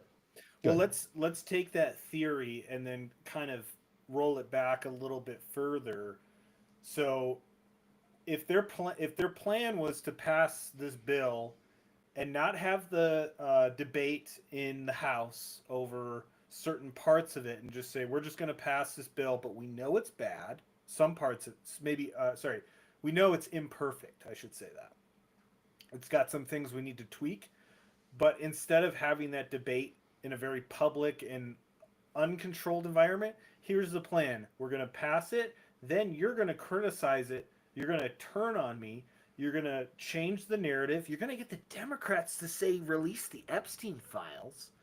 You're going to get them to do this. Then they're going to focus on Elon. Then they're going to take sides in the feud. Then you get the left to start like, yeah, maybe we shouldn't kill the bill. Yeah, then let's talk about what do we need to, like, okay, Elon. Then you start saying this needs to come out. This needs to come out. And then some of those people are like, hey, maybe he's right. Yeah, let's get what we can out of it because fuck Trump, right? And then Trump's like, all right, that works. Hey, did not have to have the debate at all. The debate happened between two people still on the same side who are saying, "Let's make these concessions. Let's just pass the bill." Elon's. I don't know what's going on with Elon. I don't really want to talk about this right now. Elon's whatever. It's all. It feels fake, and this theory actually does have a lot of legs because again it's a head fake. You're Yes. controlling it. This is the bill that's going to get passed. Hmm. Everything else is like things that Congress agrees with more so. Hmm. There isn't big disagreement about changes. So you maybe it's very Well, possible and this whole thing is astroturf. the bill will get tweaked in the Senate though, Right. and it's going to go back to the House. I mean, that's why it pisses me off. Is like people in the MAGA community are saying like, oh, this bill is shit. It has this thing in it. It has that thing in it. I don't think anybody should vote for this. We need to kill this bill. And it's like, wait, whoa, whoa, whoa, whoa, whoa. We haven't even seen the final bill yet because it's going to go to the Senate. The Senate's going to work on it. They're going to make changes. There's going to be a whole nother political fight inside of the Senate over this bill.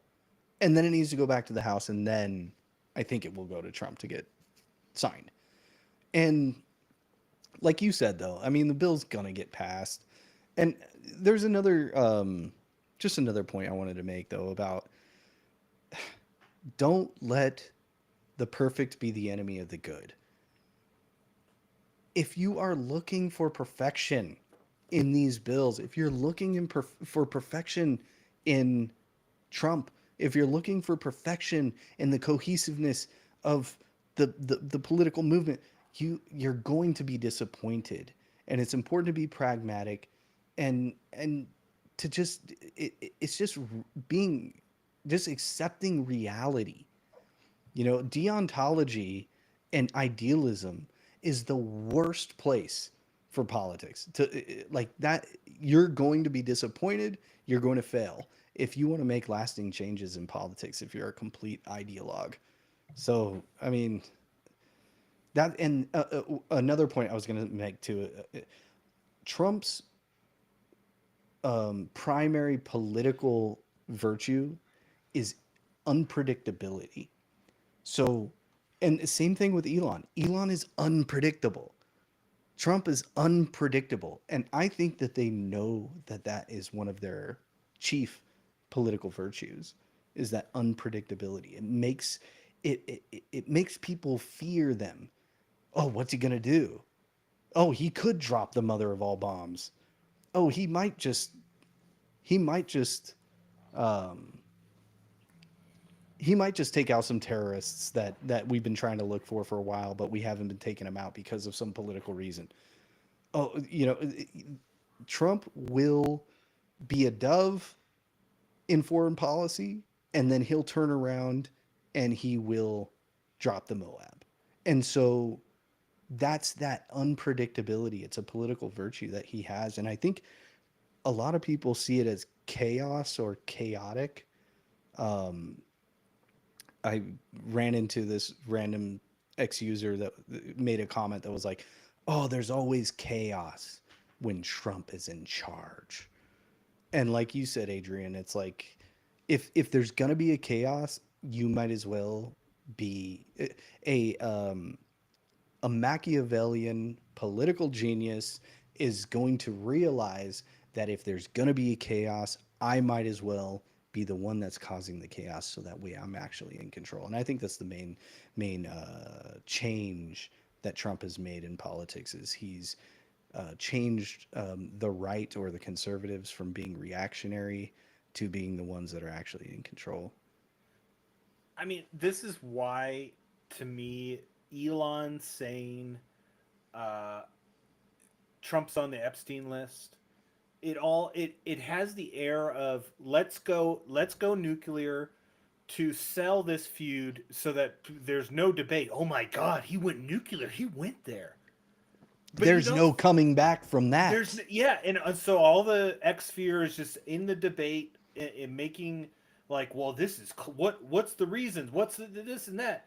But that's why it seems so, like where were we a week ago to where we're at now, where I'm just gonna go full tilt, like that's that is clearly designed to guide the conversation.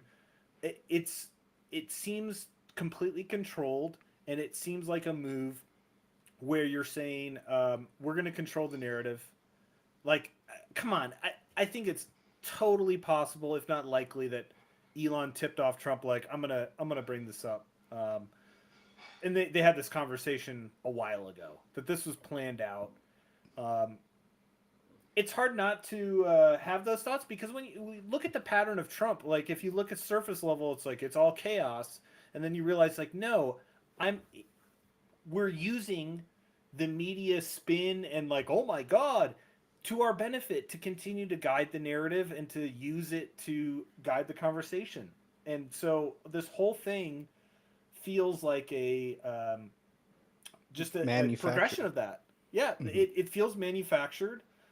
Like again, so we were talking about X earlier, and one of the things you're saying is about data, right? And how Elon bought it for the data. But the best way to get the best data is to have the most open conversation, the most free speech.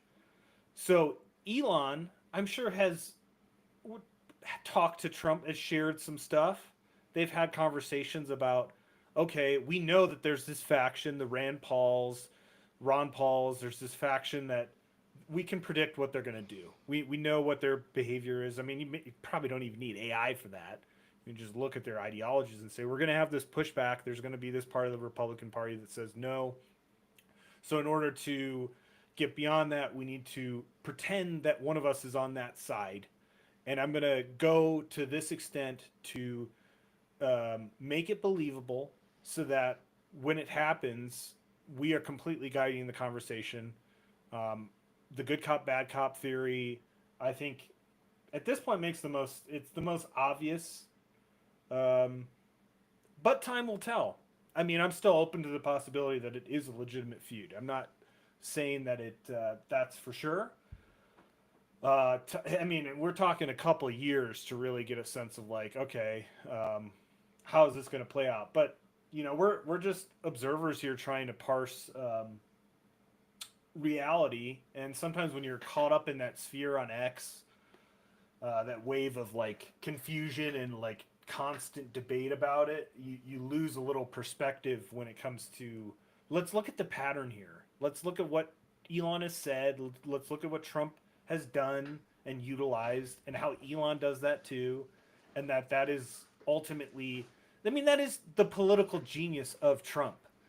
Elon's just kind of caught on to that when he bought X and he started speaking out and saying prosecute Fauci and all these different things. He was mimicking Trump. Like he's been doing that for a Yeah. while. So then it lined up, and then all of a sudden it's just going to go off the rails over. It's not believable if you actually look at it like that. The only reason we're saying it's disbelievable is because of the Epstein thing.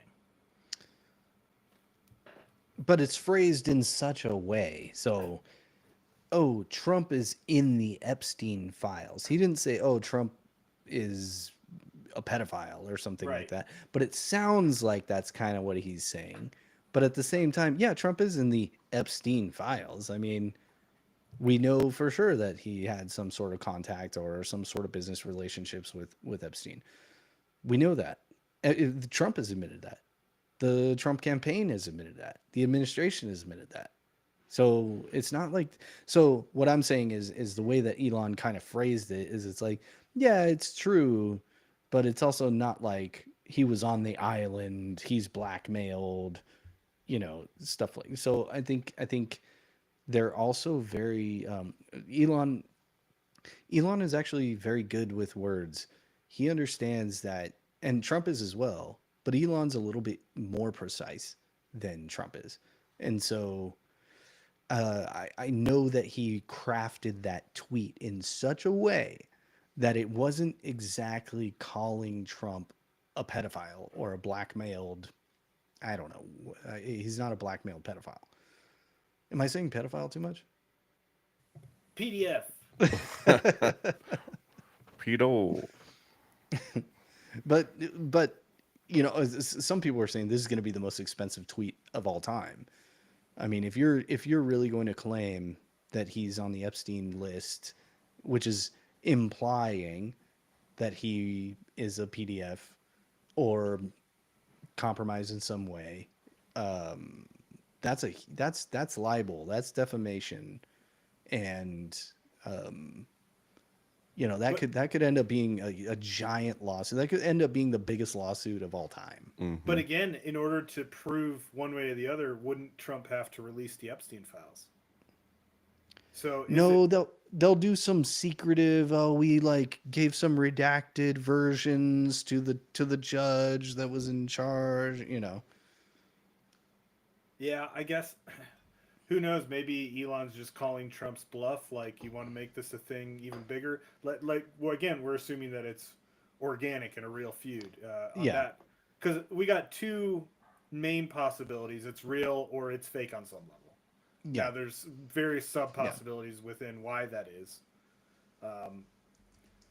I guess I am leaning towards it's fake in some way, and I am leaning Yeah, for towards sure. the good cop bad cop because it doesn't make a lot of sense to me. But I'm open to the possibilities. I guess I just, whenever this type of thing happens, it just, you're like, okay, there's a psychological operation going on here, because why would he say that? And that even goes back to when he said prosecute Fauci, because it was like, oh, he's on our side, right? He's which he never released the Fauci files. That was like he released the Twitter files, didn't release the Fauci files. So. Right. I forgot about that. I know, you kind of forget about it, but he literally he never released anything. So Yeah, it's a big play. I think for them to do a distraction and get the Democrats like riled up and like yeah, it's the whole idea of Elon threatening, to primary people, I think is a good leverage point that I'm sure Trump realized that he could use and not have to do it himself or speak out about it himself. That makes a lot of sense, I think. yeah, we're gonna see how it plays out over the next few weeks. Yeah. But, Yeah, well, like I said, if he cuts the funding, that'll be a big sign. And if Elon keeps pressing on the Epstein thing, that could be another big sign that it's a real fight. Yeah, like you said, time will tell. Hmm. Does anything else matter at this point? I feel like there's distraction. Like this is like a Hmm. this is a I was just psyop. saying What that. else is going on? Yeah, okay. Well, yeah, I mean, I was going to bring that up earlier that, like, what else is going on that we're not looking at. This whole thing could be also, okay, it's convenient because we want this with the bill, guide the narrative, but also we're going to do a bunch of shit while people are focused on this. So we'll have to keep an eye on what else transpires over the next week or so. I don't know. I mean, I know Trump released some travel bans to certain countries. Mm. That's not going to be covered at all now. So, but there's got to be something more that they're distracting from or using it as a let's guide the narrative while this happens. But they do have a limited time. We got to really watch that over the next week because this is just going to be guiding the conversation. So um, Yeah, we it's a can. fun movie to watch. That's for sure. It definitely is. We can do an update on it next week, and we can reconvene our thoughts after whatever happens. Happens. Well, I was in an X space before while I was getting ready for the podcast, and this lady had a decent point of like there's like actual lives at stake and stuff. So like if especially if this is a real feud, it's like there's like real like history altering stuff at stake right now. It's not like a time to have a little like public spat of this type of proportion. It's kind of stupid politically if it's real. It's absolutely stupid. Either they're geniuses and they're playing 5D chess or they're a bunch of dummies that are just led by their ego, which that's what the left has been saying the whole time about Trump. And that's what they say about Elon all the time, too. Oh, they only care about themselves. They're just a bunch of billionaires and they don't care about normal people. And if they are having this spat this way, which actually Trump hasn't said anything ridiculous, it's Elon that's having a melty. Let's be real here. I haven't checked Trump's Truth Social account in about 5 hours, but he only said, "Oh man, it kind of would be a shame if we could save billions of dollars by cutting Elon's projects." And then Elon's like, he was in the Epstein files. It's like, whoa, escalation to 10 to 11. But like you said, it's a fun movie, and I'm here for it for sure. But it's like kind of frustrating though, because I do think about things like the midterms. I do think about things like, oh, the White House in 2028. Like we need lasting change. We can't do this every 4 years, 2 to 4 years of like, are we seriously going to have a Newsom take over in 2028? What's worse? We pass a damn bill that increases some spending or like spend some money, or that we have Newsom in 20. If I had to make that political calculation, I mean, I'm choosing the damn spending. Not that I'm not saying that passing the bill or not passing the bill is going to make that much of a difference in 2028, but the infighting will. Yeah, it all depends how actually legitimate it is and what the goal is. Um, Elon has to know the calculus. Okay, let's go back to assuming it's real. Mm-hmm. Um, Mm-hmm. Elon has to understand the calculus, and I don't really see. Maybe he'll get a power block of some kind in the Republican Party, but he knows the realistic power or the line to power now for him is going to be the Republican Party. Even with this feud, it's still that. And if you're actually going to achieve, a victory in 28 or anything, I don't see how fracturing the party necessarily helps with that per se. Yeah. So, but then I really think he understands, God knows what they have access to when it comes to data and information. You think Yeah. about, I always think about game theory, and like, if you have access to the biggest free speech, quote unquote, platform on the web, and you can predict how people are going to react, and all these influencers and politicians, um, there's a long game. This isn't just super like the escalation doesn't feel organic for these guys, and maybe you can argue, well, what is organic for these guys? Everything that Elon's saying fake, um, but if you're saying those things, like I think he sees it enough to where he was actually being somewhat authentic when he said there's people that hate humanity.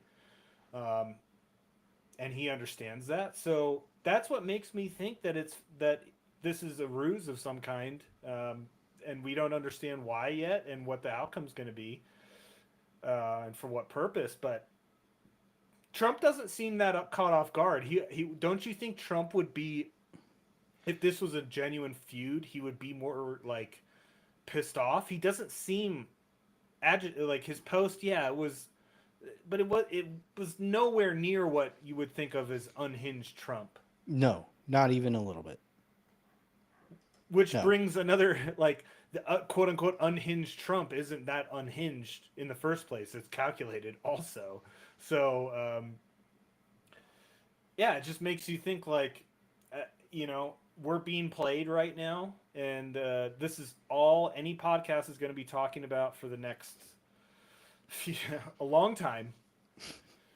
And we're all going to be talking about what other people are saying about it, what their reactions are. Just like there's going to be a lot of surface level analysis that doesn't address this. There's going to be, I mean, there's already a lot of people talking about it being fake. I'm not saying like this is authentic, original by any means, but a lot of the time, you think about a platform like you are it's free because you're the product.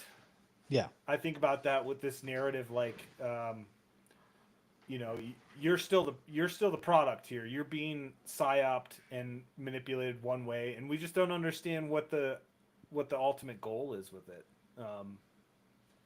So just be vigilant and like don't get too caught up in the drama because so much of it is going to be manufactured and controlled. Where I already see people like, oh, Elon's right, Trump's right, like. Pick a We don't. side. Yeah, Pick a side, man. Yeah, I my gut says that they understand that both Elon and Trump that the best way to control a crisis is to manufacture it. So Yeah. it's Hegelian in that way. They understand all this stuff. They have access to shit that we can't even comprehend in terms of predicting human behavior. I mean, Yeah. Elon's got it. He fucking has that, and I'm sure Trump knows it too. He's probably shared it with him. He knows. Yeah, they're not a bunch of big old dumb idiots the way that the left makes them out to be. They're really not. There's no way. They're not a bunch of they understand grand strategy. They understand being in the public in the public eye. They understand how to manufacture situations and crises and stuff like that. This is not like a first rodeo. But like you said, I actually think evidence that it is manufactured is Trump's current response at the time. I don't know if he's made any other statements or anything, but normally he would be going scorched earth on somebody that turned on him like this. And he's kind of been like, it'd kind of be a shame if your government contracts were to go away. Like, that's not that big a deal. So, I don't know. I mean, I guess there's no like you said, Adrian. There's really no way to know for sure, and in some ways, it doesn't really matter. What I want is a good economy. I want a closed border. I want to unleash the energy sector. I want to make our own medicine. I mean, can we just please make our own stuff? I mean, I'm tired of this shit every single week. Republicans, conservatives, people on the right have to sit here and argue about every little thing. I mean, I get it. People care. But you know what? How much of this is like actually manufactured, or not manufactured, but how much of this is exaggerated or exacerbated by grifters or people online that just have to like, they have to fan the flames, you know, whether left or right. There's a bunch of people online. Everybody knows who I'm talking about, or at least knows what I'm talking about. Is it's like, can we just move forward? No, everything has to be a crisis. Like, it kind of reminds me of, you know, the leftist playbook of everything in the past is bad. The present is a crisis. Here, let me say this again. The past is always bad, the present is always a crisis, and the future is always a utopia. And that's typically like a leftist frame of thinking. But I see a bunch of people on the right that are doing the same thing. And it's kind of annoying. And I'm just sitting here like screaming into the void on X, like, nobody can hear me, especially because in times like this, all the big accounts suck up all of the energy, all of the attention. I mean, if you like, nobody cares what like the normal person thinks. It's just a bunch, like, especially X. Like, I love X. Don't get me wrong, but damn, it is just such a crazy circle jerk of grifters. I don't know.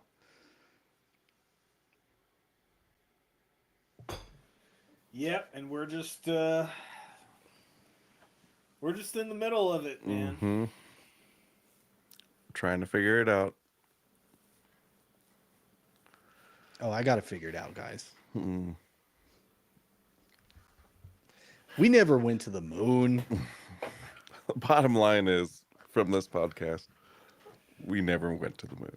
And Elon's not going to Mars, all right? He doesn't have a fucking roadster in space either. That's just fake. So fake. There's no way That's they how can you make know it. it's real. Yeah. That's Oh because it man. looks so fake. Oh god, I was gonna pull up that quote. I mean,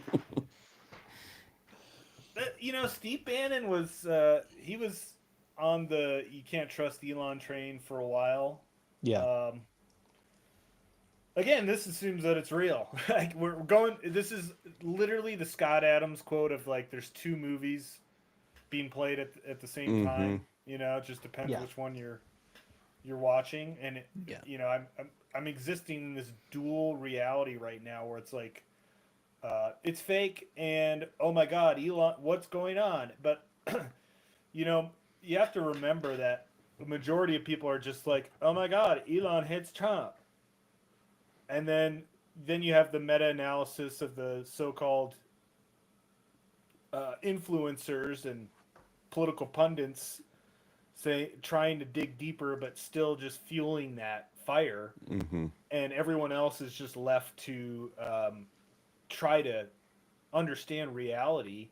And that's kind of the crux of the world we're living in, where actually, this brings up so I actually just watched a movie, just came out on HBO, called Mountainhead. And the premise is uh, four billionaires go on a mountain retreat, and one of the billionaires, who's definitely inspired by Elon, releases a new AI tool that allows people to create like hyper realistic videos that allow them to say like, oh, this crazy violence is happening, and so it just creates social like unrest, almost like a complete meltdown of the world. And it's really crazy to think about, like, this comes out and Veo comes out and you're having all this.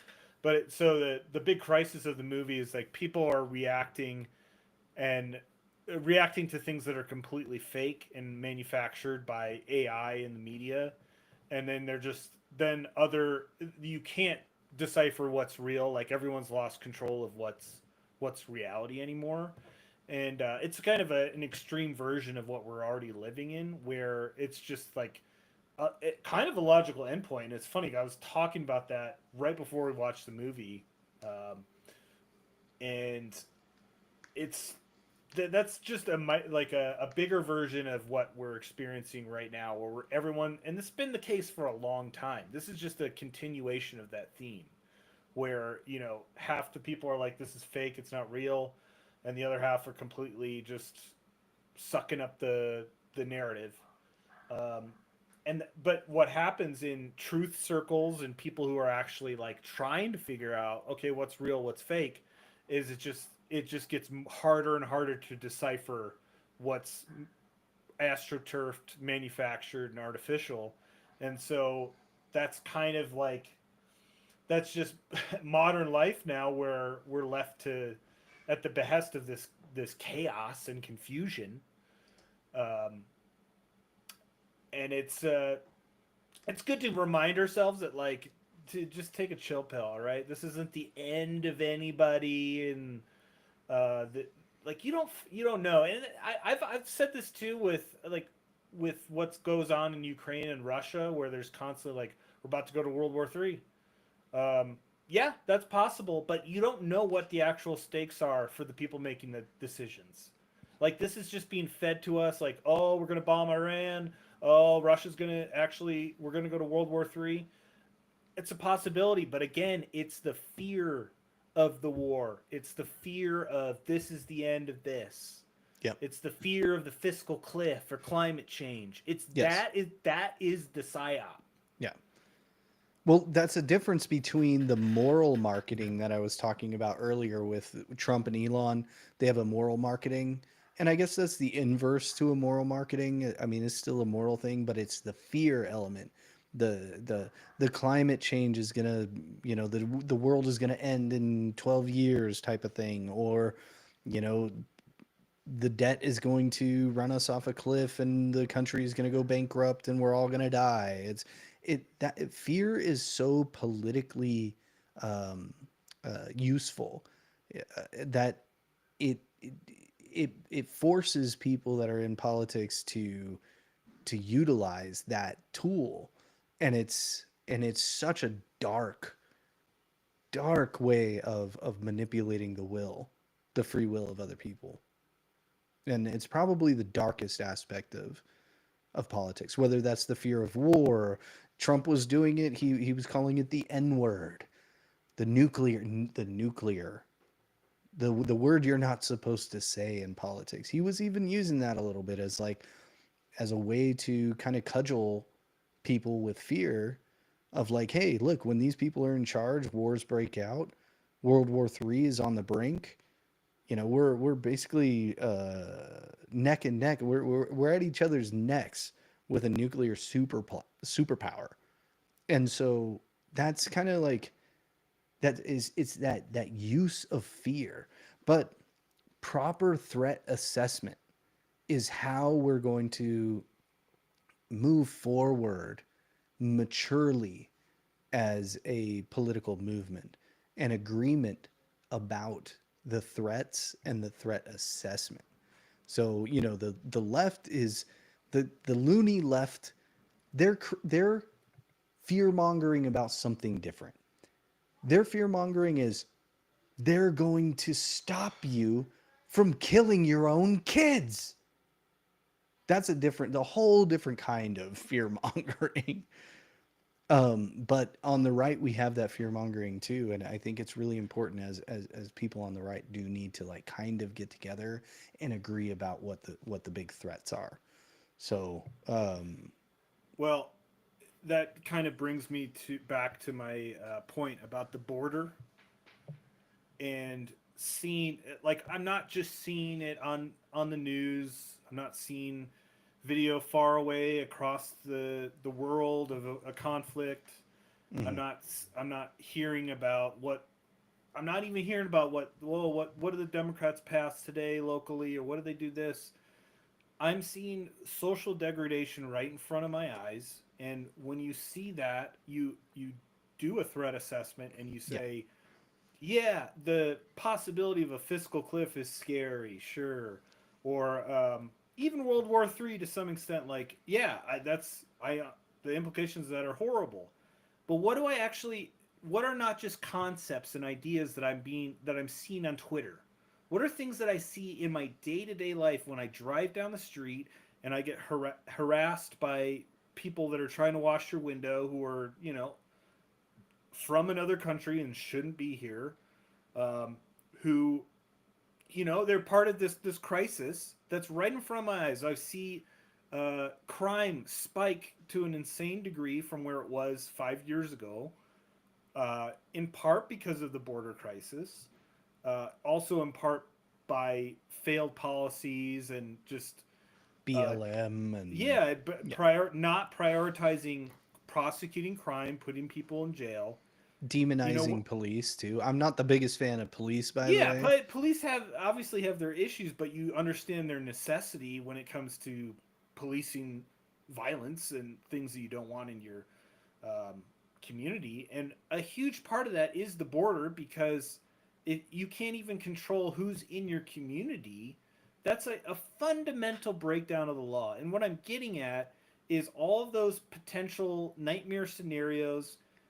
Yeah, it's good to be aware of them, but when you have to prioritize what you see in front of your eyes, and that goes on both sides, left and right. And if people did that, they'd be like, "Holy shit, we need to figure out how to deal with this crime issue." And oh wow, this border issue is bankrupting our cities, causing us to cut police, which is going to make all these problems worse. um, yeah, I'm going to prioritize existential threats that I can see with my own eyes, and then we can deal with the other things too. And obviously, Ukraine could be an existential threat, World War III in general, but this is literally happening right now. I don't even have to fucking think about it. I can see it every day. So when I think about, oh yeah, we should prioritize this. Yeah, it's great that Trump has closed the border to it's more controlled than it's ever been. But we can't forget that, and we need to continue to make that a priority. And that's why it's like, yeah, when it comes to the big beautiful bill, okay, we have priorities, and let's be realistic on what can actually be achieved. So yeah, maybe we'll improve the bill. Maybe this whole thing's a ruse, but my big point with all of it is like, when you focus on what you can see in your day-to-day life without the psyop media filter, and you can verify it with your own senses, then it's like, oh, this is literally a crisis that I don't have to question. I can see it. The only person that's not able to see it is just denying that it exists. Um, but those are called Democrats, so they are who they are. Like you said, well, I'm also just really frustrated with people that are always trying to predict the future. They fearmonger about the future. I don't like that. Like you said, I can see this. I can touch it. I can see it. I can hear it. I can feel it. Verified by my five senses. This is um, evident. It's like you can see it, feel it, and touch it. Whereas somebody is saying, no, if you don't stop this now, then in the future we're going to have a problem. Same thing with nuclear war. Same thing with the spread of communism when it comes to, like, the Vietnam War and like stuff like that. Like, they fear-mongered about the spread of communism, which maybe the threat was real, maybe it wasn't. It's the same thing with the threat of Islam. Anybody who is fear mongering about the future, climate change is a good example on the left. You're predicting the future. You're a prophet now. It's just it, and that's what bothers me about the big beautiful bill, is that it's the CBO is predicting the future, and that's why I'm frustrated with Elon, just on a more analytical level, not emotional level. Not frustrated with his like reactions or his actions on X or his tweets or posts or turning on Trump or any of that stuff. It's just, how can you believe in a predictive model, especially the CBO is a government entity that's predicting the future. I'm against that. It reminds me of witchcraft. It reminds me of some sort of false prophet, demonic witchcraft. If you're predicting the future, yeah. Oh, based off of your predictions of the future that nobody knows and you can't verify, it's unfalsifiable. I'm supposed to just fall in line? No. Well, not only that, but the people who say all government stats are fake and corrupted, but not the Congressional Budget Office. Trust them. Wait, so you guys are saying it's all fake, but these are the only good guys because they have an apocalyptic narrative that may or may not be true. Yeah. That, And that doesn't and make and sense. and it's just a coincidence that it hurts Trump's agenda and it stops him from being able to implement that lasting change that we need, oh, to build the wall. I mean, that's what a lot of people are saying is like Rand Paul, people like Rand Paul, Thomas Massey, and Elon Musk, or even like more fringe libertarian characters are saying or are claiming or taking a stance against the bill because they actually are pro immigration. They're not supportive of an actual uh, sealed border. They actually want to import people, especially libertarians, especially the anarcho libertarians have that anarchist bent. They don't believe in borders. They think it's wrong to enforce a border, and so it seems like that's really like what it comes down to. And Elon's like talking about spending when it really probably comes down to like the immigration issue. It's crazy how this immigration issue is the crux of all American politics, and Trump dialed in on that um, very early. That was his first. That's what he ran on in 2015, and it's crazy that it's still going to this day. I mean, the globalists, the Democrats, the establishment, the deep state, whatever you want to call them, they want open borders, and it seems like for whatever reason the libertarians are on that side too. The tech bros. I really do think it's this. If this is real, let's assume that the tiff is real, that the fight is real between Elon and Trump. It seems like it's the tech bros versus MAGA. The tech bros infiltrated MAGA, and they're more a globalist. They have a grand strategy that isn't does the things like the Constitution kind of get in their way of their grand strategy of the way they see the way they see things going. And I really can't help but think that maybe this was somewhat the plan all along, to infiltrate MAGA, to sabotage Trump's closed border policies in order to implement their golden age, their technocracy. Does that seem like maybe Well, that's where this is coming from? well, if we go with the real option, you have to remember Elon's whole H-1B visa spat back in December, where he was pretty much arguing like, "Oh, we need a lot of foreign people to do these jobs," and not a very nationalist perspective. And he got, I mean, was it Vivek just got completely booted out of MAGA because everyone saw how he was, what his allegiances were to, instead of the That's American right. people. You're just shit talking Americans. Oh, Indians are more educated. Well, yeah. Why don't they want to just build India then, if that's really the issue? Like, no, it was why you want to bring them here. It was a definitely Mask off moment. yeah, exactly. So if we are assuming it's real, then that's kind of evidence that his allegiances have never been with that fundamental part of MAGA, which honestly was what got Trump elected the first time and the second time, was being the only one to talk about that in ways that were became controversial, like they're rapists, they're murderers, but like that was the existential threat. I think that is the issue that won Trump the election. And I will Yeah. say this, I I don't know, like I didn't put a lot of stake into Trump fully fixing the economy. I'll just say this. I think presidents can do a lot, but I think there's a much bigger thing that can't be controlled by even the president of the United States. But what I did know he could fix is the border, and he's done that.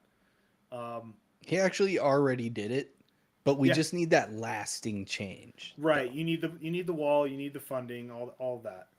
Um, but so for me, the border and bringing in the other issue that's very tangible in my life, I didn't need a psyop media to tell me, was COVID. And I can see that firsthand from when I was not allowed to go to restaurants and bars, my own personal experience of that, but also seeing people who are injured. I know personally from taking the shots. I don't have, I know exactly, like they've told me that right after. Um, Which they were coerced to do. right, and is extremely evil, and has not been addressed. And so the border, those are the two things. When somebody asks, like, "Oh, why did you vote for the Orange Man?" It was like the border, obviously, and also all everything with COVID. The vaccine mandate's the most important part of that because it impacted my life substantially. Could have been way worse if I wasn't self-employed, but also seeing the effects and then seeing no justice for all the people who lied to us, destroyed our lives. They're the reasons that we have the inflation. It's not just Biden spending. Yes. Yes. Like Biden spending clearly didn't help, and a lot of bullshit and all of the Inflation Reduction Act. But the real cause of it was COVID. You see the home price spike. You see everything spike after that because we printed like I don't even know, we doubled the money supply in like a couple months. So, but all that shit is the most important thing. I want Trump to be more forceful with pursuing justice with Fauci and the pharmaceutical companies. Yeah. We'll see what happens with that. That's less of a likelihood than the border. But my point is, if people focused on the things that actually literally affected them instead of the possibility of being able to abort your baby, which most of the people who vote on that are like, but you're married. Why do you care about? Well, for my daughter. So you want your daughter for the hypothetical situation that somehow you've abandoned your daughter and she doesn't want to have a baby, and so now or you put her in a position where it makes it likely that she wants abortion. This is just hypotheticals on top of hypothetical fear mongering. Um, and the same for, like we said, with the libertarians, like of the fiscal cliff of these uncertain apocalyptic scenarios. If people voted based on the things that impacted them and that they could see their world getting worse, um, I think we'd be having a lot different conversations about what we should be prioritizing right now. Well, I think politics is a lot about trade-offs. It really is. And so for me, I have my political priorities, right? And you brought it up. Abortion is a political priority for me. I think it's an abomination. I think it's evil. I think it's child sacrifice. I think it's satanic. I think it's absolutely horrendous. I think it's probably worse than slavery and even the Holocaust. But I would be willing to make the trade off to stop abortion. I would be willing to give up my positions on building the wall and stopping immigration in order to get a harder stance on abortion. I would be willing to approve $50 trillion of debt to stop abortion. So, yeah, I mean, maybe that's my deontological position, but my point is that when you do have deontological positions, ideological positions, you are unwilling to make trade-offs or compromises. A lot of times those ethical positions are going to be at odds with each other. And it's all about prudence, prudential judgments, and trade-offs and pragmatism, and figuring out where can we give a little bit in order to achieve something. And I hate to say the greater good, because I do hate that phrase. It's very utilitarian. But but the point is that there's a hierarchy of sins. There's a hierarchy of political priorities. And I think, I mean, for me personally, abortion is one of those. But holding people accountable, especially like reforming the relationships between big pharma, the FDA, and the medical industry and the government and the federal government and the medical system, the Medicaid and Medicare and stuff like that. That's a huge issue for me. Huge. But it doesn't trump my abortion issue, and it also doesn't trump the immigration issue. So it's going to come down to making those trade-offs. And I'm so sick and tired of these the people that are so obsessed with spending and the debt, holding us hostage from being able to make to take moral stances on stuff that means more. Like, if you don't have a border, you don't have a country, and if you don't have a country, then the debt doesn't matter.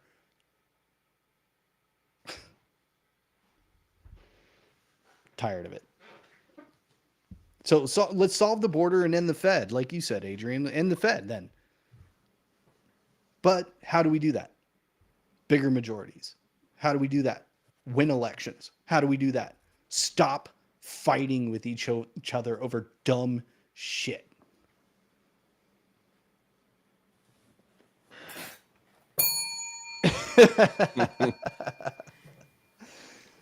All right, Yep. my friends.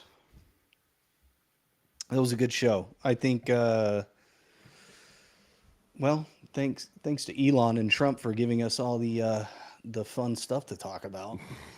Yeah, we only, we said before we went live, like, oh, we'll probably only talk about this maybe 45 minutes. Here we are, our longest show ever. The only topic was Elon and Trump. I'm gonna keep going. Catch us at the post show where we talk more about Elon and Trump. No, well, it can be repaired.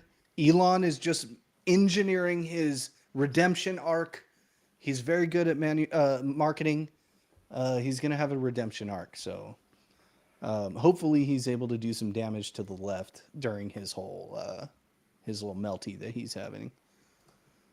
And well, low key, Elon shifts back to the Democrats. He gets put into the administration somehow for Newsom, and then he completely curtails it and turns it into MAGA and overthrows Newsom and does the astroturfed overtaking of the Democratic Party, like I said, but from MAGA. So then Democrats are now MAGA, release the Epstein files. Yep. yes. You got to figure it out. I like it. Listen to Adrian, folks. He knows what he's talking about.